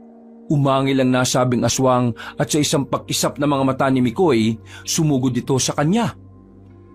Kahit na wala ng laman loob at puso ang nilalang, nagawa pa rin itong makipaglaban na parang walang kulang sa katawan nito. Sa hindi malamang dahilan ni Mikoy, parang mas naging malakas pa ang kanyang kalaban. Kaya medyo nahirapan siya. Ganun pa man, hindi siya sumuko at mas ginalingan din niya ang pakikipaglaban kay Pantalyon. Totoo nga sinabi ni Gakilat. Mas naging malakas at agresibo ka nga. Pero, hindi bale. Makakahanap din ako ng paraan para mapatay kang demonyo ka. Hindi mo na magagawa yan. Dito ka na mamamatay sa kuta ko. Ano akala mo? Basta na lang ako papayag? Kahit bata lang ako, kaya ko makipagpatayan sa'yo. Kung mamatay man ako, isasama kita. Sa hindi inaasahan ni Mikoy, mas naging maliksi pa ang aswang na halos hindi na niya ito makita. Pinagkakakalmot siya nito. Kaya naging todo naman ang kanyang pag-iwas. Habang nasa ganoong sitwasyon, naalala niya ang patungkol sa sinabi ni Gakilat. Nag-isip siya kung paano niya masusunog ang aswang hanggang sa malaman niyang batuhan pala ang kanilang inaapakan. Habang umiiwas sa mga pag-atake ng aswang, ikiniskis niya ng pasimple ang espada niya sa batuhan. Napangisin na lang si Mikoy nang makita niyang nagbabaga na ang dulo ng kanyang sandata. Nung makita naman ng aswang ang ginagawa ng bata, napaangil siya at mas lalo pang naging agresibo. Ilang beses niyang sinubukang agawin ang espada ni Mikoy pero natigilan siya na mag-apoy na yon nang muli pang ikiniskis ng bata sa batuhan. Ito na ang katapusan mo! Apoy lang pala ang kainahan mong hayop ka! Umanda ka sa akin, pantalyon! Kahit na ano pang gawin mo, hindi ako matatakot sa iyo, bata! Ah, ganun ba? Tingnan natin kung ano magagawa mo kung umaapoy na ang buong katawan mo. Noon din, ilang beses na sinubukang tagain ni Mikoy ang ubagan. Naging todo ang pag-ilag ng aswang. Kaya napangisi ang bata dahil alam niyang natatakot si Pantalyon na masunog. Kalaunan, nagawa niyang sugatan ng nilalang at sa bawat sugat na natatamo ng ubagan, napapaungol ito. Noong mga sandaling yon, napansin ni Mikoy na medyo naging mahina na ang aswang. Kaya lumundag siya habang hawak ng dalawang kamay niya ang espada. Nung nasa taas na siya at nang akmang itataga na sana niya sa ulo ng aswang ang sandata niya, biglang kumulog. Bago pa man niya maisagawa ang binabalak niya, kumidlat ng napakalakas at tinamaan ang espada. Nanginig ang mga kamay ng bata. Kaya bago pa man niya mabitiwan ang kanyang sandata, tinagaan niya ito sa ulo ng ubagan. Anong ginagawa mo? Magbabayad ka sa akin! Wala akong dapat pagbayaran. Ikaw ang maraming utang. At sinisingil ka na ng mga kasalanan mo. Hindi. Paano mo nagawang papuyin ang espada mo? Anong ginawa mo? Akala ko ba'y alam mo na ang espadang ito mula sa mundo ng mga engkanto? Hindi. Hindi ito maaari. Kailangan makaligtas ako mula sa... Nakita ni Mikoy na nagsimulang kumalat ang apoy sa buong katawan ng aswang. Kahit pa nagpapatuloy ng pagkulog at pagkidlat, hindi siya natinag dito. Sinugod niya ang aswang at inundayan ng pagtaga sa buong katawan. Sinubukan din ni Pantilyon na lumaban pero nawala siya sa focus dahil sa pagkasunog niya. Hindi naman pinalampas ni Mikoy ang pagkakataong yon. Muli siyang lumundag at buong lakas niyang itinarak sa ulo ng aswang ang espada. Pagkababa niya, sakto ring kumidlat at tumama yon sa patalim na nakatarak sa ulo ng aswang. Kung hindi ka namatay nung una nating sagupaan, alam kong mamamatay ka na. Langit na mismo ang umusga sa'yo. Ngayon, ubagan, nasisiguro ko na talaga na matatahimik na ang kaluluwa ng mga nabiktima mo. Hayop kang bata ka! Papatay kita! Isasama kita sa aking kamata! Hindi na ipagpatuloy ni Pantalyon ang kanyang sasabihin. Mas lumaki pa ang apoy na tumutupok sa katawan niya. Bumagsak siya sa batuhan at sinubukan niyang gumulong para apulahin ito. Pero kahit na anong gawin niya, hindi pa rin nawala ang apoy. Itinaas na lang niya ang mga kamay niya at sinubukang abutin si Mikoy hanggang sa tuluyan siyang nasunog. Napabuntong hininga na lang ang bata habang nakatitig sa nasusunog na katawan ni Pantalyon. Tapos na ang labang ito. Sa ngayon, wala nang magiging banta sa kahit na sino man. Wala nang mabibiktima. At lahat ng yon dahil sa iyo. Hindi ko naman magagawa ang lahat ng ito kung hindi dahil sa tulong mo. Siguro, kung hindi mo binigay sa akin ang mutya mo, baka pati ako nilalangaw na rin. Hindi ako nagkamali na sa iyo ko ibinigay ang mutya. at hindi mo rin binigo ang aking mga kalahi. Maraming salamat sa pagtitiwala mo sa akin. Maraming salamat din at nakilala kita. Walang anuman yan, kaibigang Mikoy. Ano, tayo na? Malapit nang mag-umaga ulit. Bumalik na tayo sa kuta. Teka, paano ang espada mo? Kailangan mo makuha yan at baka kung may iba pang makakuha niyan. Wag na. Kapag naging abo na ang katawan ni Pantalyon, kusa na ring mawawala yan.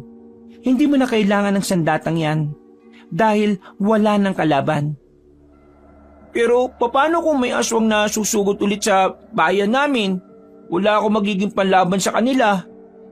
Kung gayon, sige, hintayin mong maging abo ang katawan ng ubagan.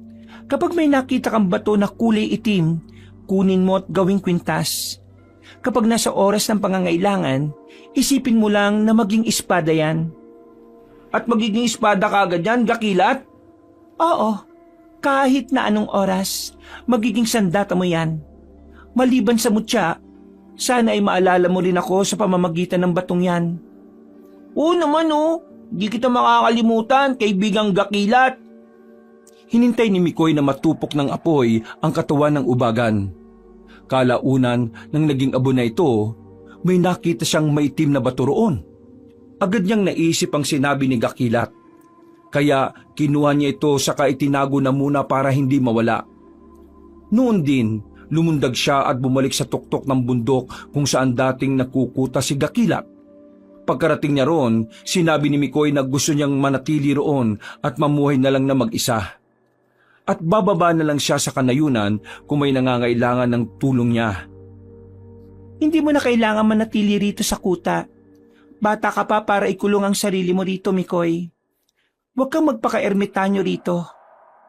Pero wala na ako mapupuntahan Ikaw na lang din ang kakampi ko. Kung babalik ako sa nayo namin, mga sirang bahay na nang madadatnan ko doon. Ayoko umuwi. Mas gusto kong dito na lang ako. Pero kaibigan, hindi ito ang totoong mundo mo. Marami ka pang pwedeng mapuntahan. Marami ka pang pwedeng maranasan sa kabayanan na hindi mo mararanasan dito. Hindi ko alam kung handa ako. Baka pagdating ko sa bayan, hindi rin ako tanggapin ng mga tao Baka pag nalaman nilang nangyari sa nayon na pinanggalingan ko, matatakot sila. Paano mo naman malalaman kung hindi mo susubukan? Kailangan mo ring magpakatatag, kaibigan. Alalahanin mong nanonood sa iyo ang lolo mo mula sa kalangitan. Kagaya ko, ginagabayan ka rin niya. Hindi ko kasi alam kung ano mangyayari sa akin doon Huwag kang matakot. Mas lamang ka nga sa mga tao roon. Kasi marami ka ng karanasan sa pakikipaglaban. Hindi ba?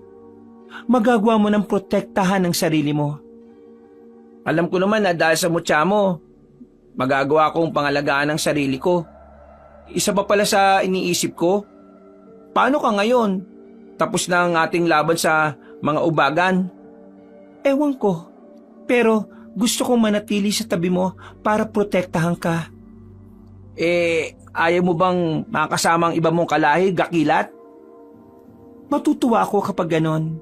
Pero ang inaalala ko, baka kung ano na ang mangyari sa'yo. Ngayon, nakapagpasya na ako patungkol sa bagay na ito. Ha? Anong ibig mo sabihin? Susundin ko ang gusto mo. Gusto ko rin maging masaya ka sa piling ng mga kalahi mo. At huwag kang mag-alala sa akin. Tama ka. Kailangan ko makipagsapalaran sa kabayanan. Bata pa ako at marami pang posibleng mangyari sa akin. Kailangan ko lang na magpakatatag para sa sarili ko, kay Lolo at pati na rin sa'yo. Pero ayaw ko ring iwan ka, Mikoy. Magiging maayos din ako. Huwag mo akong intindihin. O sige na makapunta ka na sa lugar kung saan naroon ang kalahi mo. Maraming salamat sa lahat ng naging tulong mo sa akin kaibigang Gakilat. Maraming salamat din. Kung wala ka, hindi magkakaroon ng hustisya ang pagkamatay ng aking mga kalahi. At alam ko rin na kung hindi rin dahil sa'yo, hindi rin ako magkakaroon ng lakas ng loob para labanan ng aswang na yon. ikaw, ang mutya mo at ang espada. Yun ang naging sandigan ko para matapos ang kaguluhang ito.